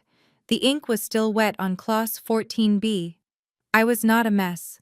I was the owner of the most valuable software in Atlanta. I pulled my phone out of my pocket. I had a text message from Viola. "Update ready to deploy," she wrote. "Just give the signal." I typed back 2 words: execute it. I watched the floor numbers count down: 40, 30, 20. By the time I reached the ground floor, Derek's phone would start ringing. By the time I walked out to my car, the error messages would start popping up on screens all over the world. And by the time the sun set tonight, Derek would realize that the garbage he just gave away was the only thing keeping his world spinning. I walked out of the building and into the bright, harsh sunlight. I took a deep breath of the city air. It smelled of exhaust and ambition. It smelled like victory. For the next 3 weeks, I became a ghost in my own city, while Derek became a god. Everywhere I turned, his face was staring back at me. He was on the cover of Forbes magazine, standing with his arms crossed over his chest, looking like the master of the universe with the headline, "The $100 Million Man." He was on the morning news shows, flashing that charming smile that used to make my knees weak, talking about synergy and innovation and the future of tech. He was the golden boy of Atlanta, and the media could not get enough of him. The acquisition rumors were no longer rumors. D-Tech was officially in final talks with Google for a complete buyout. The price tag was $100 million. It was the kind of money that changed bloodlines. It was the kind of money that created dynasties. And according to the papers, Derek Brooks was the sole genius behind it all. I watched it all unfold from the small one-bedroom apartment I had rented with the remaining cash Leo gave me, and the advance from a small consulting gig I had picked up under a fake name. It was a far cry from the mansion. The faucet leaked and the neighbors argued loudly at all hours of the night, but it was clean and it was ours. Maya was doing better. Her color had returned, and she was sitting up in bed drawing pictures of dragons that breathed fire on mean princes. She did not ask about her father anymore. Children are resilient, but they are also perceptive. She knew he had chosen the cameras over her. While I nursed my daughter back to health, Derek and Chloe went on a victory lap. I saw the photos on Instagram because even though I had blocked them, mutual friends kept screenshotting them and sending them to me with sympathetic emojis. They bought a 70-foot yacht and docked it in Miami. They named it the Visionary. I had to laugh at the irony. A boat named after a quality he did not possess, paid for with money he had not yet earned. Chloe was living her best life. She was posting unboxing videos of Birkin bags and giving tours of the mansion I had decorated. She had even turned my old home office, the place where I had written the original code for Project Phoenix, into a yoga studio. She cleared out my servers and my technical books and replaced them with mirrors and incense. She had erased every trace of the engineer and replaced it with the influencer. And then there was Chad. My dear brother-in-law was reaping the rewards of his brutality. He bought a cherry red Porsche 911 and parked it right in the partner's lot at Sterling and Finch. He gave an interview to a legal journal, bragging about how he had streamlined the D-Tech portfolio to prepare for the acquisition. He called it shedding dead weight. I knew I was the dead weight. He was so proud of himself for swindling a helpless housewife. He had no idea that the car he was driving was a hearse, and he was driving it straight into a grave. But while they were popping champagne and planning their move to Silicon Valley, I was working. I spent my days at the cramped kitchen table with my laptop and a burner phone. Viola Davis was a force of nature. She did not just prepare a lawsuit, she prepared an execution. We spent hours on the phone going over every line of the Copyright Act. We drafted affidavits. We organized the commit logs Leo had given me. We built a paper trail so dense and undeniable that not even a team of magic lawyers could make it disappear. Viola was ruthless. She found precedents in cases involving Oracle and Microsoft. She found loopholes in the employment contracts Derek had never bothered to have me sign. She prepared a cease and desist order that was terrified in its scope. It did not just ask for money. It demanded the immediate cessation of all operations utilizing my intellectual property. It demanded the seizure of all servers containing my code. It was the legal equivalent of a nuclear strike. But the legal battle was only half the war. The other half was technical. Derek had announced that the big system update, the one that would integrate DTech with Google's servers, was scheduled for Friday morning at 9 o'clock. He called it DTech 2.0. He promised the investors it would be faster, more secure, and infinitely scalable. He was right about one thing. It was going to be secure. So secure that even he would not be able to get into it. 2 nights before the launch, I sat down at my computer. I opened the terminal connected to Project Phoenix. Because I was still the legal owner, and because the system was still hosted on the private server I paid for, I had root access. I could do anything I wanted. I could have just deleted the code. I could have wiped the drives and left them with nothing. But that was too messy. Backups existed.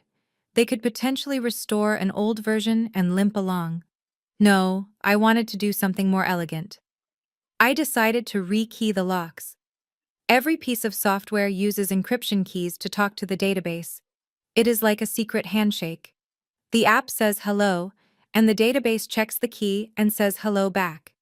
If the keys match, the data flows. If they do not match, the door stays shut. I began to write a patch. It was a small piece of code, only about 50 lines long. I called it the divorce decree. This patch did two things. First, it rotated every single encryption key in the Project Phoenix architecture. It changed the passwords, the API tokens, and the admin credentials. It locked every digital door in the house and threw away the old keys. Second, it set up a new authentication protocol. If anyone tried to access the system using the old keys, the system would not just deny them, it would redirect them to a splash screen. A single static page that I had designed myself. I typed the code slowly, savoring every keystroke. It felt like composing a symphony. var new owner equals Jasmine Brooks. If user equals new owner, say system lockdown. Display message. I tested it in a sandbox environment. It worked perfectly. The moment the update was pushed, the system would sever all connections to DTech's current interface. The app on everyone's phone would freeze. The dashboard on the investors' screens would go black. And then the message would appear. I looked at the clock. It was Thursday night. The automatic update was scheduled to push globally at 9:00 a.m. Friday, right in the middle of Derek's press conference with the Google executives. He wanted a seamless transition. He wanted to show the world his brilliance. I was going to give him a show he would never forget. I uploaded the patch to the staging server. I set the timer. The status bar crawled across the screen. Uploading, 10%, 50%, 100%. Done. The trap was set. The bait was taken.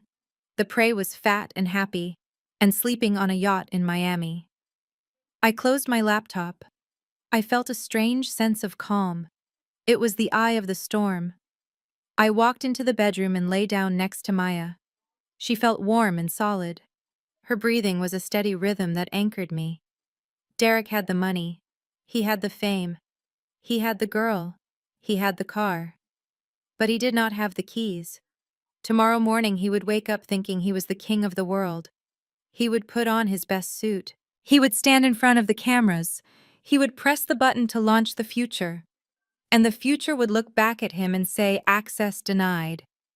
I closed my eyes, and for the first time in months, I slept without dreaming of snow. Friday morning arrived with a sky the color of a fresh bruise.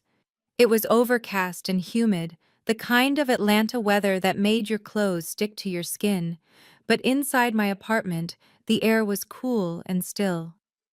I sat at my small kitchen table with a cup of chamomile tea and my laptop open. On the screen was a live stream of the DTech press conference. Derek stood on a stage that looked like it belonged to a rock star. There were lasers. There were smoke machines. There was a massive screen behind him displaying the company logo pulsing in time with a heavy bass beat. He looked impeccable. He was wearing a gray suit that I knew cost $6,000 because I was the one who had picked out the fabric 3 months ago. He smiled that winning smile, the one that had charmed investors and magazines and me. He raised his hands and the applause from the audience was deafening. "Welcome to the future," Derek said, his voice booming. "Today we are not just launching an update, we are launching a revolution. D-Tech 2.0 is faster, smarter, and more secure than anything the world has ever seen." I took a sip of my tea. It tasted like patience. Derek gestured to the giant screen behind him. A countdown clock appeared. 10 seconds. 9. In the control room at D-Tech headquarters, the new engineering team was probably high-fiving each other. Derek had fired my old team, the loyal, diverse group of coders I had trained myself. He had replaced them with what he called top-tier talent. They were a group of young white men from Ivy League schools who wore Patagonia vests and talked about disrupting the market, but had never actually built a system from the ground up. They had degrees on their walls, but they did not have the instinct in their blood. 5. 4. Chad was standing in the front row, clapping harder than anyone. He was already spending the commission check in his head. Chloe was next to him, streaming the event on her phone, looking bored but beautiful. 3, 2, 1. Derek pressed a large ceremonial button on a podium. "Launch," he shouted. The screen behind him flashed white, then it displayed the D-Tech logo, and then it froze. At first nobody noticed. The audience continued to clap politely, waiting for the demo to start. Derek kept smiling, his hand still hovering over the button. He looked back at the screen, expecting to see the sleek new dashboard I had supposedly designed, but which his new team had merely reskinned. Instead, there was a spinning loading icon. It spun, and spun, and spun. The applause died down. A murmur rippled through the crowd. Derek tapped his earpiece. I saw the flash of irritation cross his face just for a second before he smoothed it over. "Just a little network congestion, folks," he joked. "Too many of you trying to log in at once. That is a good problem to have." He laughed. Nobody else did. My phone started to buzz. It was a text from Leo, who was watching from inside the building. "Server response time is 4,000 milliseconds," Leo wrote. "It is crawling, Jasmine. What did you do?" I did not reply. I just watched. On the screen behind Derek, the loading icon disappeared.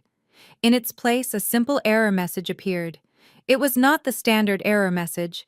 It was the one I had coded the night before. "System locked. Authentication required.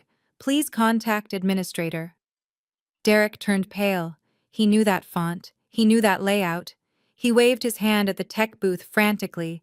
"Cut the feed," he mouthed. "Cut the feed." The screen went black. The live stream ended abruptly, replacing Derek's panicked face with a technical difficulties logo. I closed the tab on my browser. The show was over for the public, but the real drama was just beginning. I opened my terminal and watched the server logs. They were beautiful. Thousands of requests were hitting the database every second, trying to access user accounts, trying to process payments, trying to load profiles. And every single one of them was hitting the wall I had built. "Access denied. Access denied. Access denied." The new encryption keys were working perfectly. The system was asking for the handshake, and D-Tech's servers were offering the old limp hand. My code was rejecting them like a bouncer at an exclusive club. I could only imagine the scene inside the D-Tech war room. In fact, I did not have to imagine it because Leo was texting me play-by-play updates from the bathroom stall. "Derek is screaming," Leo texted. "He just threw a chair. He is yelling at the new CTO, asking why the database is locked." I leaned back in my chair. The new CTO was a man named Hunter. He was 28 years old and had been hired because his father played golf with Chad. Hunter had come in on his first day and deleted all my documentation because he said it was outdated. He said my code was messy.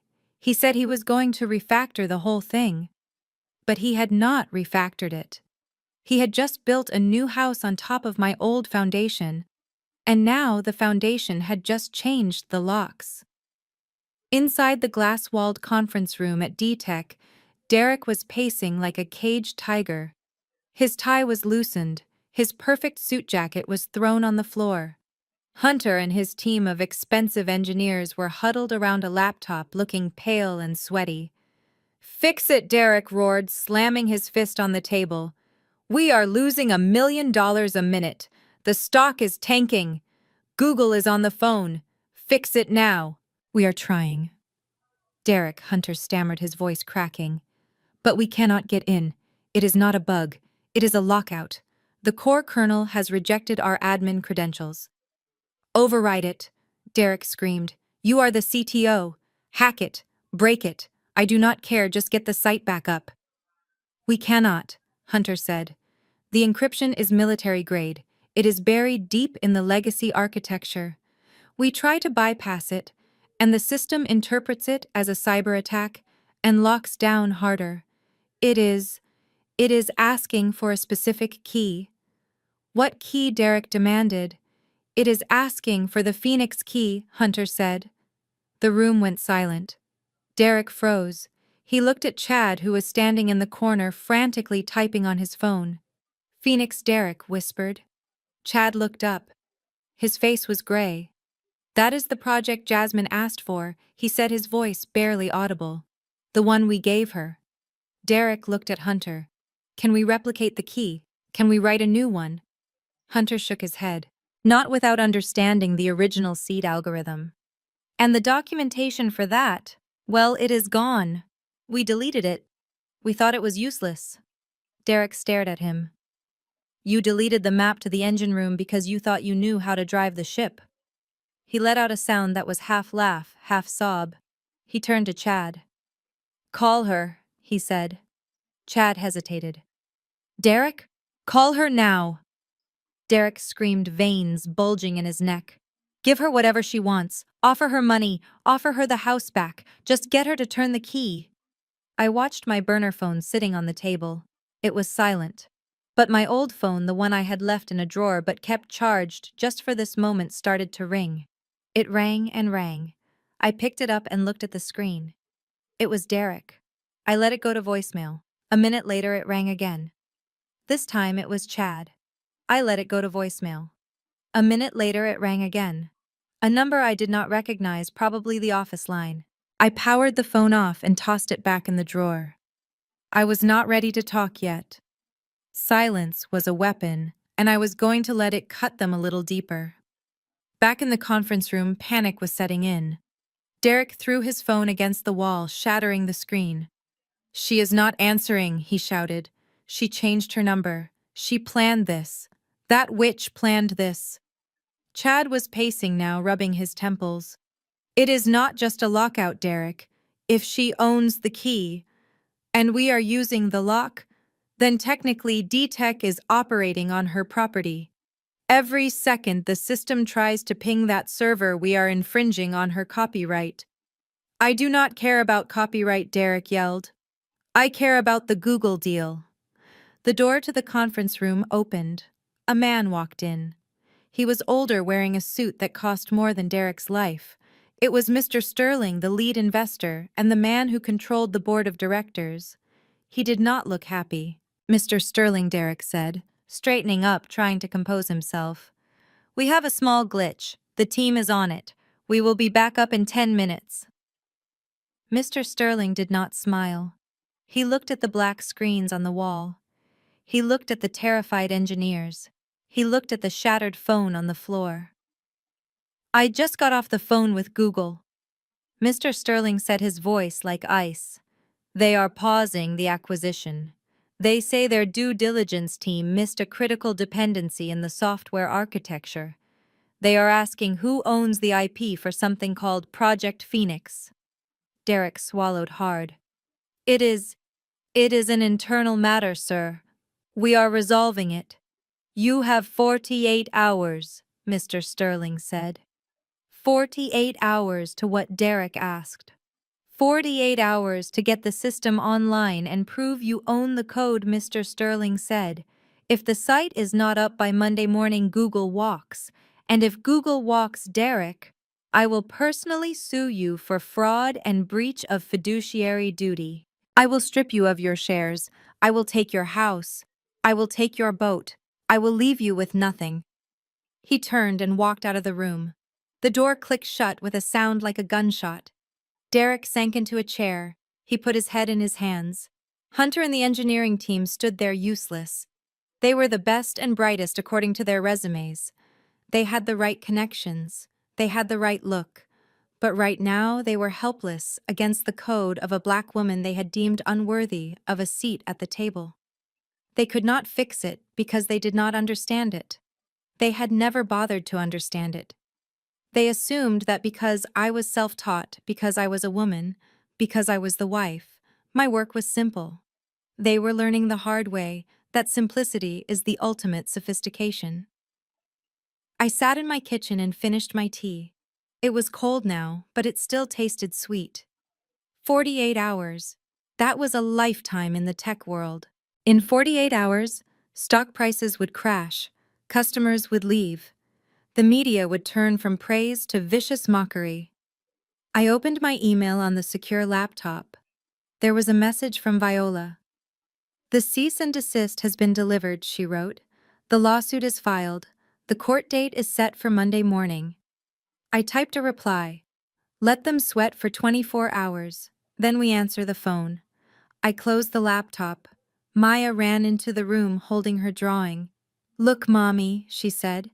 The dragon burned the castle down. I pulled her into my lap and kissed her forehead. Yes, baby, I said, looking at the black screen of my computer where Derek's empire used to be. He certainly did. But what Maya did not know, and what Derek was just beginning to realize, was that the dragon was not the one burning the castle. The dragon was the one who built it, and she was just taking back her bricks one by one. I stood up. I had to get ready. Tomorrow I would step out of the shadows. Tomorrow I would not be the silent partner anymore. Tomorrow I would be the boss. The knock on the door came at 10 o'clock on Saturday morning. It was not the polite, tentative knock of a neighbor asking to borrow sugar. It was a heavy, authoritative pounding that demanded attention. It shook the thin walls of my rental apartment and made the dust motes dance in the morning light. Maya was in the bedroom watching cartoons with headphones on, so she did not hear it. I was grateful for that. I did not want her to hear the voice that I knew was waiting on the other side. I walked to the door, my bare feet silent on the cheap laminate flooring. I checked the peephole. The fisheye lens distorted his face, but there was no mistaking the sharp jawline and the expensive haircut. It was Derek. He was alone. No Chad, no security guards, no Chloe. I unlocked the deadbolt and opened the door just a crack, leaving the safety chain on. I peered out at him through the narrow gap. He looked terrible. The confident titan of industry I had seen on the screen yesterday was gone. In his place was a man who looked like he had not slept in 24 hours. His eyes were bloodshot. His shirt was wrinkled. There was a desperate, frantic energy vibrating off him. Jasmine, he breathed when he saw me. Thank God. Open the door. We need to talk. I did not move to release the chain. What do you want, Derek? He ran a hand through his hair. I want to see my wife. I want to see my daughter. I made a mistake, Jasmine. The stress of the acquisition, it got to me. I was not thinking clearly. He tried to smile, the charming smile that used to melt my heart, but it looked fractured. I came to apologize, he said. I know I was harsh. I know I said things I did not mean. But we are a team, right? We have always been a team. You and me against the world. I listened to him speak and I felt nothing. No anger, no sadness, just a cold clinical observation. I was watching a performance and it was a bad one. I am not your wife, Derek, I said, my voice flat. You filed for divorce, remember? You kicked me out into a blizzard. You cut off my credit cards. You told the world I was a drug addict. Derek winced. That was just PR, Jasmine. You know how the game is played. I had to protect the stock price. I will fix it. I will issue a retraction. I will tell them it was a misunderstanding. Just let me in. It smells like cat litter out here. He wrinkled his nose, looking around the dim hallway of the apartment complex with disgust. This was beneath him. I was beneath him. I stayed where I was. You can say whatever you need to say from the hallway. Derek let out a frustrated sigh. He leaned in close to the gap in the door, lowering his voice. Look, Jasmine, the system is down. The update, it glitched. The new team I hired, they are incompetent. They do not understand the architecture the way you do. We are losing millions every hour. The investors are panicking. Google is asking questions I cannot answer. There it was, the truth. He did not miss me. He did not miss Maya. He missed his money. I need you to come back, Derek said, his voice taking on a pleading tone. Just for a few hours, just to look at the code. You know where the bodies are buried, Jasmine. You built it. It is your baby. You do not want to see your hard work destroyed, do you? My baby is in the other room recovering from a near stroke, I said. The code is not my baby, Derek. It is a product you stole. I did not steal it. Derek snapped, his patience fraying. We built it together. I paid for the servers. I paid for the marketing. I put a roof over your head while you tinkered on your laptop. He took a breath, trying to reel himself back in. Listen, if you fix this, I will tear up the divorce papers. You can move back into the house. I will break it off with Chloe, I swear. We can go back to how it was. Just you and me, the power couple. I looked at him. I looked at the man who thought he could buy me with scraps from his table. He thought I was desperate. He thought I was starving. He did not realize that I was full of rage, full of clarity. I laughed. It was a dry, humorless sound. You really do not get it, do you? I said. I do not want the house, Derek. I do not want you. And I certainly do not want to be your unpaid IT department anymore. Derek's eyes narrowed. Stop playing games, Jasmine. I know you did something. The error message, the lockout, it has your fingerprints all over it. If you do not unlock the system, I will sue you for sabotage. I will have you arrested for cyber terrorism. I thought you said it was a glitch, I said, raising an eyebrow. Now it is sabotage. Which is it, Derek? It is whatever I say it is, he hissed, grabbing the door frame, his knuckles turning white. Open this door and fix the damn code, Jasmine. That is an order. I am your husband and I am the CEO of this company. I looked him dead in the eye. You are not my husband, I said. And as for the company, check your paperwork, Derek. You might want to ask your lawyer who actually owns the code you are trying to fix. What are you talking about? He demanded. I am talking about Clause 14B, I said. The clause you and Chad laughed about. The clause where you gave me the garbage. Well, Derek, one man's trash is another man's treasure. Confusion flickered across his face, followed by a dawn of horror. He remembered. I could see the memory playing out in his eyes. The conference room, the red pen, the arrogant dismissal of the failed project. Project Phoenix, he whispered. I nodded. I cannot fix your system, Derek, I said, because I am not an employee of D-Tech. I am just a housewife. I am just an indigent woman with no assets, remember. I am not qualified to touch your precious multi-million-dollar platform. I reached for the door handle. You should go, I said. You have 48 hours to save your company. You are wasting time talking to the help. Jasmine, wait, Derek shouted, lunging forward. I slammed the door in his face. I threw the deadbolt. I stood there breathing hard, listening. On the other side of the door, Derek screamed. It was a primal sound of rage. He kicked the door hard enough to make the frame rattle. You will regret this, Jasmine, he yelled, his voice muffled by the wood. I will destroy you. I will make sure you never work in this town again. You are nothing without me. Nothing. I waited. I heard him panting. Then I heard his footsteps stomping away down the hall. I heard the stairwell door slam. I walked to the window and peered through the blinds. I watched him storm out of the building. He looked wild, flailing his arms as he walked. A black SUV was waiting at the curb. The window rolled down. It was Chad. Derek ripped the passenger door open and threw himself inside. Even from the second floor, I could see the veins bulging in his neck. He was shouting at Chad, slamming his hands on the dashboard. I pressed my forehead against the glass, watching them. Inside the car, the conversation was frantic. Drive, Derek screamed at Chad. Just drive. Where are we going? Chad asked, looking terrified at his brother-in-law's meltdown. Back to the office. No, Derek roared. We are going to the courthouse. Or the post office. I do not care. I want those divorce papers filed today. Right now. But Chad stammered. It is Saturday. The courts are closed. We have to wait until Monday. I do not care, Derek yelled, hitting the dashboard again. Call the judge. Call your connections. I want that decree finalized. I want it on record that we are divorced. I want to cut ties with that witch before she tries to claim she is responsible for this mess. Chad looked confused. But Derek, if she sabotaged the system, we should keep her close. We should use the marriage to pressure her. No, Derek said, his eyes wide with a manic desperation. She is toxic. She is trying to blackmail me. If we are divorced, she is just a third-party vendor. We can sue her for damages. We can crush her with litigation. But I need her out of my life.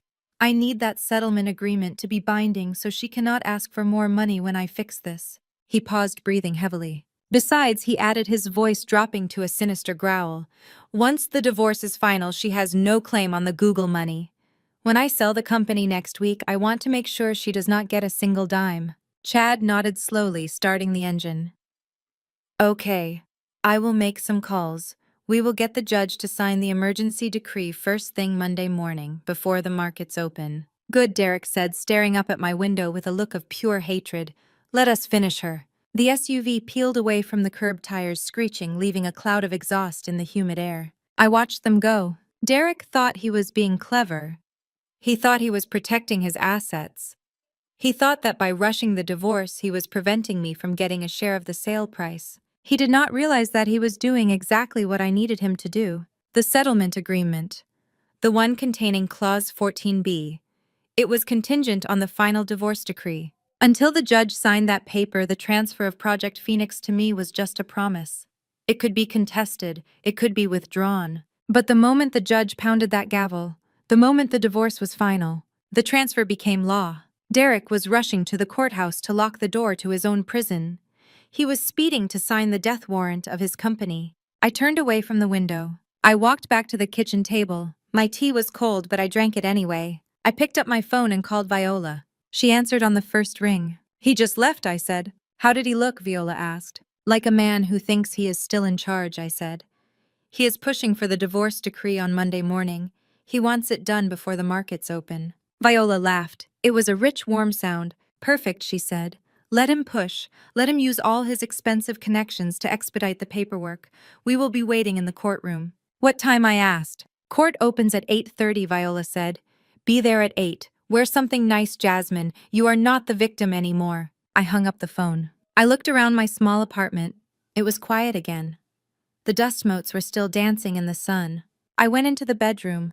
Maya was awake, sitting up in bed with her headphones around her neck. Was that Daddy? She asked quietly. Yes, baby, I said, sitting down next to her. Is he coming back? She asked, her eyes wide and fearful. No, I said, smoothing her hair. He is not coming back. She looked at me for a long moment, searching my face. Then she nodded. Good, she said. He was loud. I like it better when it is quiet. I hugged her tight, holding back tears. Me too, baby, I whispered. Me too. I held her until she went back to her cartoons. Then I went to the closet. I pushed aside the thrift store sweaters and the jeans. In the back, in a garment bag, was the one suit I had managed to save. It was a white power suit, tailored to perfection. I had bought it 5 years ago when I thought I was going to be Derek's partner. I had never worn it, because he told me it made me look too aggressive. He said wives should wear pastels. I pulled it out. I held it up against myself in the mirror. It was sharp, it was clean, it was dangerous. I would wear it on Monday. I would wear it when I walked into court. I would wear it when I watched Derek sign the papers. And I would wear it when I told him that the 48 hours were up. The weekend stretched out before me, a long, quiet wait. But I did not mind waiting. I had been waiting 10 years for this moment. 2 more days was nothing. Monday morning arrived with a sky that was painfully bright. The sun reflected off the glass facade of the Fulton County Superior Court, turning the building into a towering pillar of fire. I stood at the bottom of the wide stone steps, adjusting the lapels of my white suit. It was the first time I had worn it, and it fit like armor. The fabric was crisp and cool against my skin, a sharp contrast to the thrift store sweater I had worn to the settlement meeting just days ago. Beside me stood Viola Davis. She was wearing a royal blue dress that demanded attention, and carrying a leather briefcase that looked heavy enough to bludgeon a man. She did not look at me. She looked straight ahead at the doors of the courthouse with the focus of a predator scenting blood. "Are you ready?" she asked, her voice low and steady, amidst the noise of the city traffic. I checked my watch. It was 7:55. The market opened in 95 minutes. Derek's deadline with Google expired in 2 hours. "I have been ready for 10 years," I said. We began to walk up the steps. As we neared the entrance, a commotion erupted near the street. A black SUV with tinted windows screeched to a halt at the curb. It was followed by 2 news vans. Derek had called the press. Of course he had. Even as his empire burned, he could not resist the urge to perform. He needed the world to see him as the victim, the noble businessman finalizing his divorce from a troubled woman so he could save his company. The doors of the SUV opened. Chad stepped out first, looking flustered and aggressive, his tie slightly askew. Then Derek emerged. He was wearing sunglasses even though it was overcast. He waved to the cameras, but his smile was tight, a grimace that did not reach his eyes. And then, to my disbelief, Chloe stepped out. She was wearing a black dress that was far too short for court and heels that clicked loudly on the pavement. She clung to Derek's arm like a terrified accessory. The reporters swarmed them. "Mr. Brooks, is it true the Google deal is in jeopardy? Derek, what is happening with the DTech servers? Are the rumors of sabotage true?" Derek stopped halfway up the steps. He took off his sunglasses to reveal eyes that were red-rimmed and frantic. He raised a hand for silence. "Everything is under control," he announced, his voice projecting over the noise. "We are here to finalize a difficult chapter. My ex-wife has unfortunately chosen to lash out due to her personal struggles, but we are confident the court will grant us the necessary injunctions to restore order. DTech will be back online by noon." He looked up and saw me standing at the top of the stairs. The cameras followed his gaze.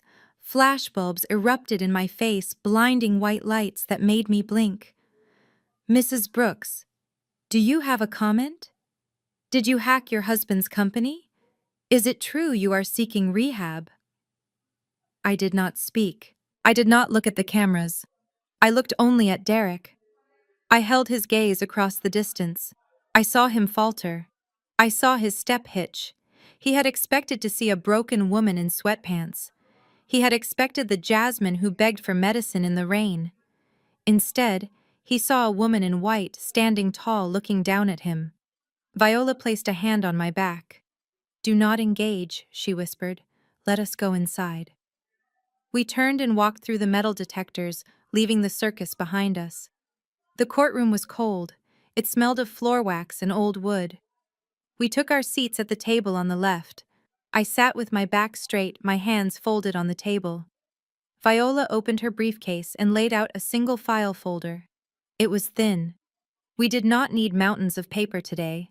We just needed one specific document. Derek and his team entered a moment later. It was not just Chad. He had brought 2 other lawyers from his firm, older white men with gray hair and expensive suits. They bustled in, filling the table on the right with stacks of binders and laptops. They looked important. They looked busy. They looked worried. Derek sat down, but he could not sit still. His leg bounced up and down under the table, shaking the water pitcher. He kept checking his phone, which I knew showed a flat line of 0 activity on his company servers. Chloe sat in the gallery behind him, chewing gum and looking at her nails. Judge Holloway entered the room.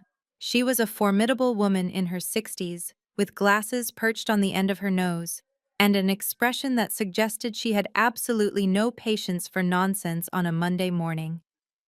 "All rise," the bailiff shouted. We stood, we sat. The gavel banged.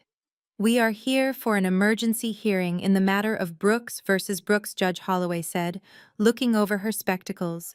"The plaintiff has filed a motion for an immediate final decree of divorce and a declaratory judgment regarding corporate assets. This is highly unusual given that the initial filing was only a week ago." Chad stood up, buttoning his jacket. He put on his best voice, the one that sounded reasonable and authoritative. "Your Honor, We understand the expedited nature of this request. However, we are facing a crisis. The defendant Jasmine Brooks has engaged in malicious cyber activity that has paralyzed D-Tech Holdings. We have a pending acquisition with Google worth $100 million that is set to expire at 10 a.m. today. He gestured dramatically toward me. Mrs. Brooks has refused to cooperate. She is holding the company hostage. We need the court to issue a final decree confirming that Derek Brooks is the sole owner of D-Tech and all its intellectual property so that we can legally bypass her interference and restore service. We need a court order giving us clear title to show Google that she has no claim. The judge looked at me. Mrs. Brooks, is this true? Are you interfering with the company? Viola stood up. She did not rush. She moved with a slow, deliberate grace. Your Honor, my client has not touched D-Tech's servers. She has simply updated the security protocols on her own private property. Chad jumped up. Objection. That property belongs to D-Tech. It is marital assets. It is not, Viola said, her voice slicing through the air like a knife. And we have the document to prove it. Judge Holloway held up a hand, silencing Chad. Mr. Sterling, sit down. Ms. Davis, explain. Viola walked to the center of the room. Your Honor, the plaintiff is asking for a divorce decree. They want to sever all legal ties with my client. They want to ensure she gets no alimony, no house, and no share of the company sale. That is correct, Chad said smugly. We have a signed settlement agreement. Exactly, Viola said.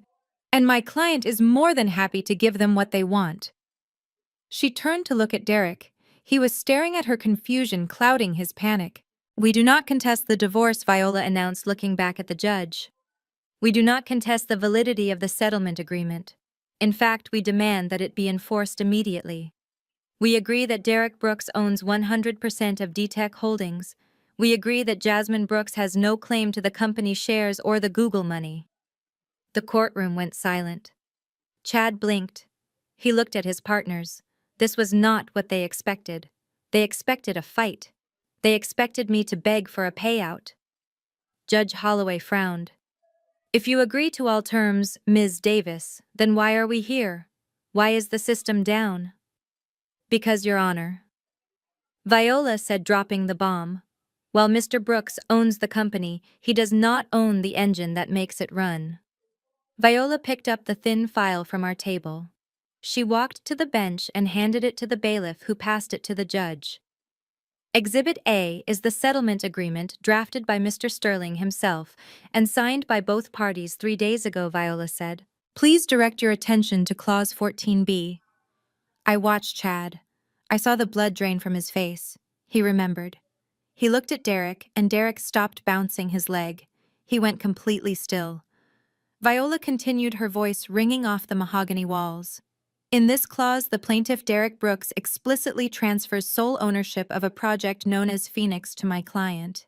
He lists it as a liability. He waives all claims to it. He grants her exclusive rights to the code, the data, and the server access. Judge Holloway flipped through the document.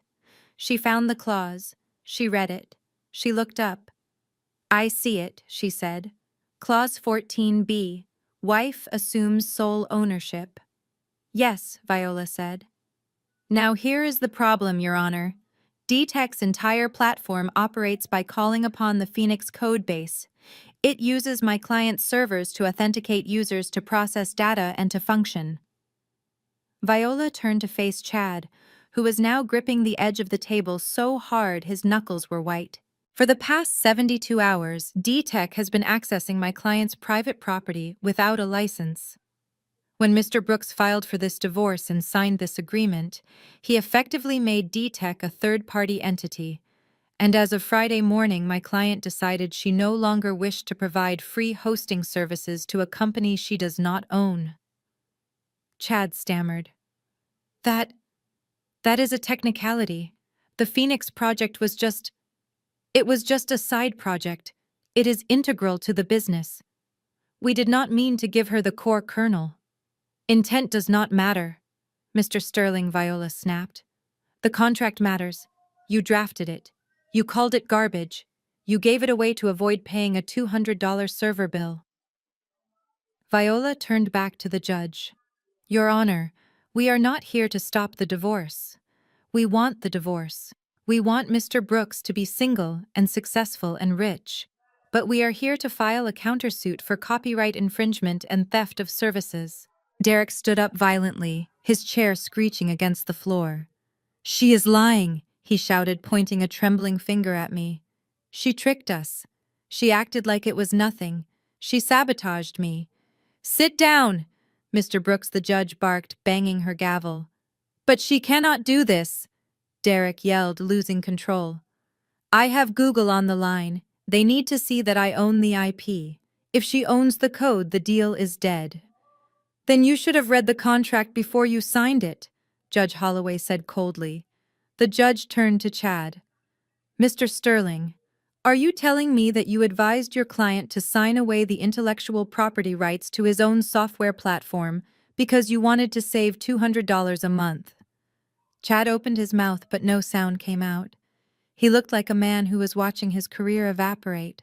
That is not how we interpreted the clause, Your Honor, he whispered. It is plain English, the judge said. Sole ownership. No claim or interest. Derek looked at me. His eyes were wide with terror. He realized it. Finally, he realized the trap. He had rushed here to finalize the divorce to cut me out of the money. But by finalizing the divorce, he was finalizing the transfer of the code. If the judge signed the decree, I became the legal owner of Phoenix instantly. If the judge did not sign the decree, we remained married and I still owned half of everything, including the company he was trying to sell. He was trapped in a room with no doors. Viola smiled. It was a terrifying smile. Your Honor, we move that the court sign the divorce decree immediately, enforcing the settlement agreement as written. My client is eager to take possession of her property, and once the decree is signed, we will be issuing a formal cease and desist to D-Tech. They will have to build their own platform from scratch. Or what Judge Holloway asked. Or Viola said, looking at Derek. They can negotiate a licensing fee. A licensing fee. The words hung in the air. Derek sank back into his chair. He looked at his watch. 8:30 a.m. Google was waiting. The market was waiting. And I was the only one with the key. Chad leaned over to Derek, whispering frantically, We have to settle. We have to buy it back. Derek looked at me across the aisle. For the first time in years, he looked at me with respect. Or maybe it was fear. How much, he mouthed silently. I did not answer. I just smoothed the fabric of my white suit. I looked at the judge. We are ready to proceed, Your Honor, I said. The judge raised her pen, hovering over the final divorce decree.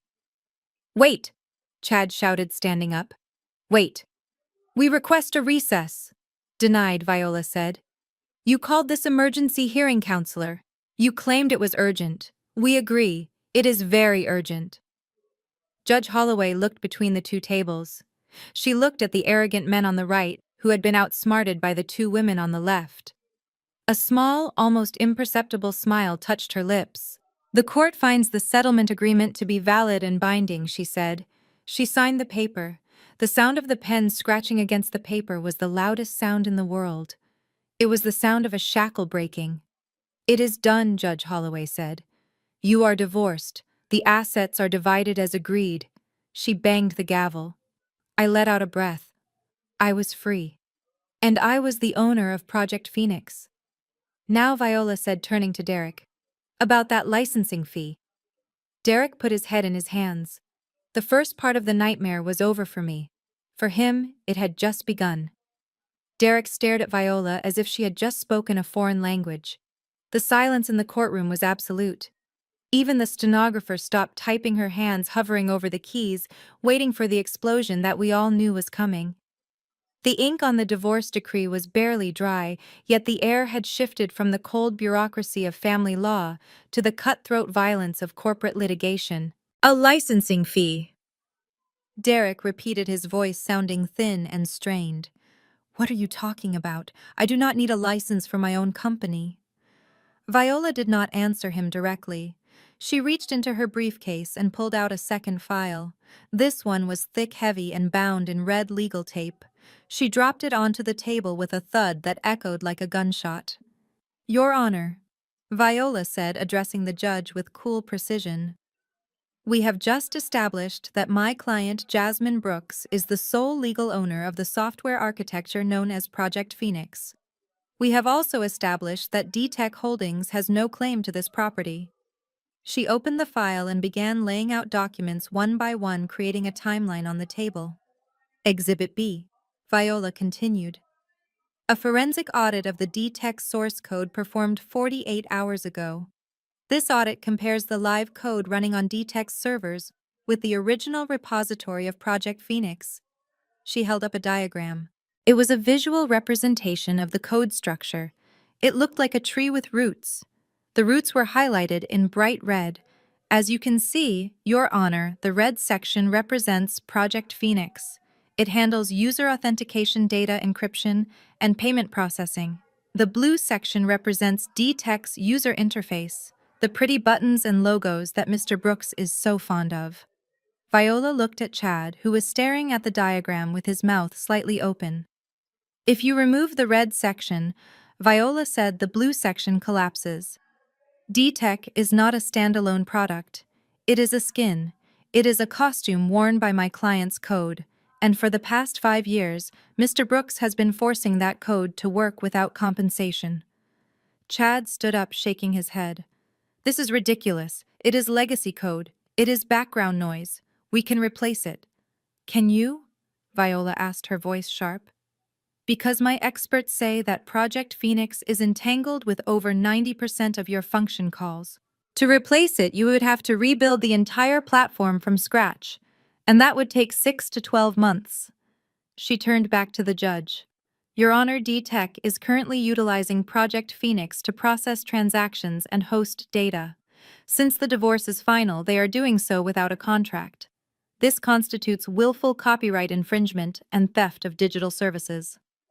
Viola handed a document to the bailiff. We are requesting an immediate emergency injunction, a cease and desist order compelling D-Tech to stop using Project Phoenix effective immediately. Derek lunged forward, grabbing Chad's arm. She cannot do that. If she turns off the code, the site goes down. The Google deal expires in 90 minutes. We have to show them the system is working. Chad looked at the judge, desperation beating on his forehead. Your Honor, this would cause irreparable harm to the business. It would bankrupt the company. Judge Holloway looked over her glasses. It seems to me, counselor, that the harm is self-inflicted. You are the one who drafted the agreement giving away the engine of your car, and now you are complaining that you cannot drive it. The judge looked at Viola. Ms. Davis, you mentioned an alternative. You said something about a licensing fee. Viola smiled. It was the smile of a shark who had just tasted blood. Yes, Your Honor. My client is a reasonable woman. She understands that shutting down D-Tech would be inconvenient for Mr. Brooks. Therefore, she is willing to grant a temporary emergency license to D-Tech Holdings to continue using Project Phoenix. Derek let out a breath of relief. Fine. Fine. How much does she want? $10,000? $20,000? Just write the check, Chad. Viola shook her head slowly. Mr. Brooks, you seem to misunderstand the value of the asset you gave away. You are not renting a parking space. You are renting the foundation of a skyscraper. Without Phoenix, you have no product. Without Phoenix, you have no security. Without Phoenix, you have no deal with Google. Viola leaned forward, resting her hands on the table. The licensing fee is 100% of all gross revenue generated by D-Tech Holdings, including any proceeds from the sale of the company. Derek's face went purple. 100%.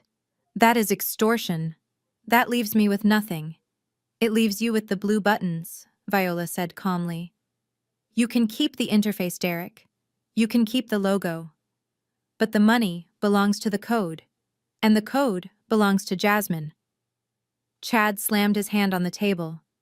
This is insane. Project Phoenix is garbage. It is a failed experiment from grad school. I saw the server logs myself. It was losing money. Viola laughed. It was a low, throaty sound that filled the room. Mr. Sterling, she said, walking over to him until she was standing just inches away. You saw a server bill. You saw a recurring cost. And because you are a corporate lawyer who thinks he knows everything, you assumed it was dead weight. She leaned in closer, her voice dropping to a whisper that was louder than a shout. You did not look at the dependency tree. You did not look at the API calls. You saw a cost and you cut it. You thought you were being clever stripping Jasmine of a debt. But that is the problem with people like you, Chad. Viola straightened up, smoothing her dress. That is because you do not know how to read code, counselor. You looked at a diamond and threw it in the trash because it was covered in dust. The courtroom was silent. Chad sank back into his chair, defeated. He knew she was right. He had been so focused on screwing me over that he had failed to do the most basic due diligence. Derek looked from Chad to Viola to me. He looked like a trapped animal. Jasmine, he pleaded, looking across the aisle. You cannot do this. We are partners. We built this together. Do not let them take it all. Think about Maya. I stood up. I looked at the man who had kicked me out into a blizzard. The man who had mocked me. I am thinking about Maya, I said, my voice steady. That is why I am taking the deal. Judge Holloway cleared her throat. Mr. Brooks, unless you can prove that D-Tech can operate without Project Phoenix, I am inclined to grant the injunction. You are using Mrs. Brooks' property without permission. Derek looked at his laptop. The screen was still black. The error message I had written was still there. Access denied. He had no argument. He had no leverage. I will sign, the judge said, raising her pen again. The cease and desist is granted. D-Tech has 24 hours to migrate off the Phoenix platform or cease operations. Or, Viola interjected, they can sign the licensing agreement. Derek looked at the clock. 9:15. If the site did not come back up in 45 minutes, Google would walk. Give me the pen, Derek whispered. What? Chad asked. Give me the pen! Derek screamed, grabbing the licensing agreement from Viola. I have to turn the site back on. I have to save the deal. He signed the paper. He signed away his company. He signed away his profit. He signed away his victory. He threw the pen across the room. There he shouted, It is yours. Now turn it back on. Jasmine, turn it back on.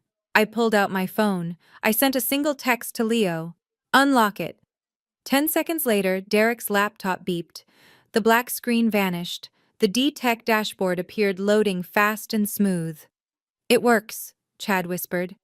Derek slumped in his chair. It worked. The company was saved.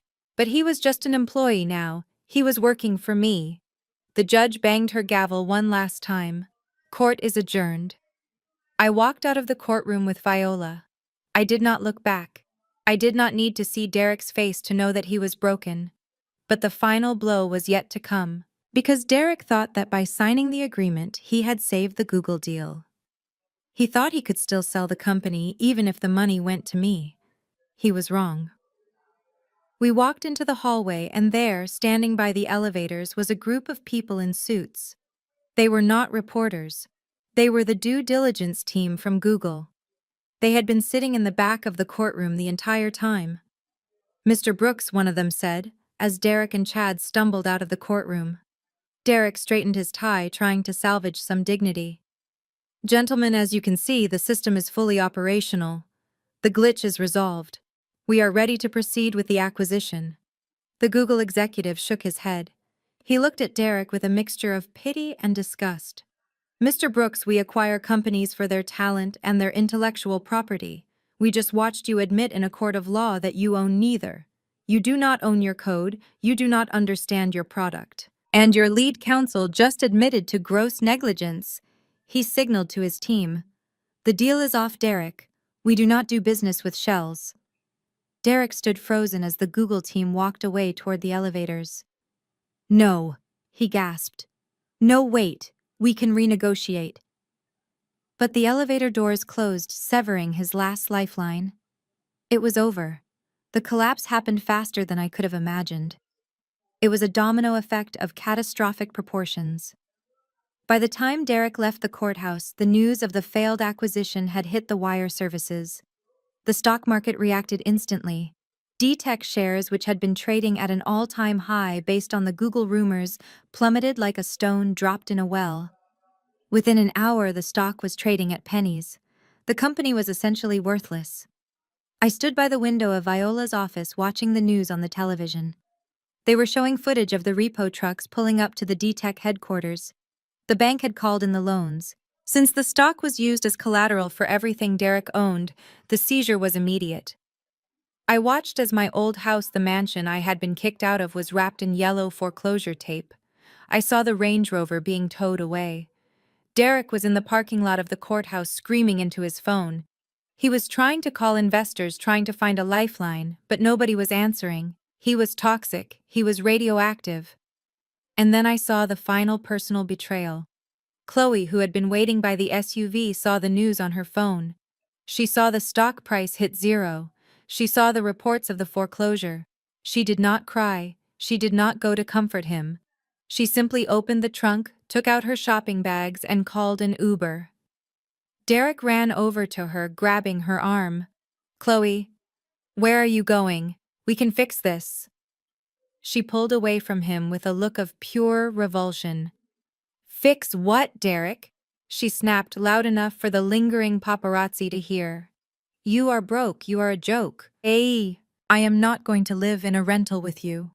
She got into the Uber and drove away, leaving him standing alone in the asphalt parking lot. He looked small.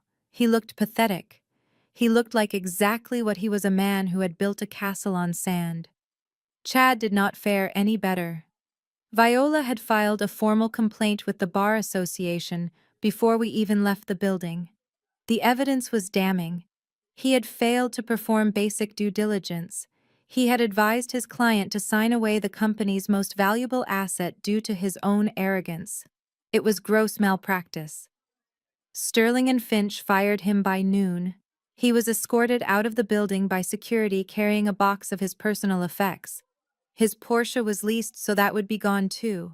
He would spend the next few years fighting to keep his license, but his reputation was destroyed. No reputable firm would ever hire the lawyer who accidentally gave away a $100 million company. As for me, I did not celebrate. I did not go out and party. I went back to the small apartment and picked up Maya. "We are going for a ride, baby," I said. "Where?" she asked.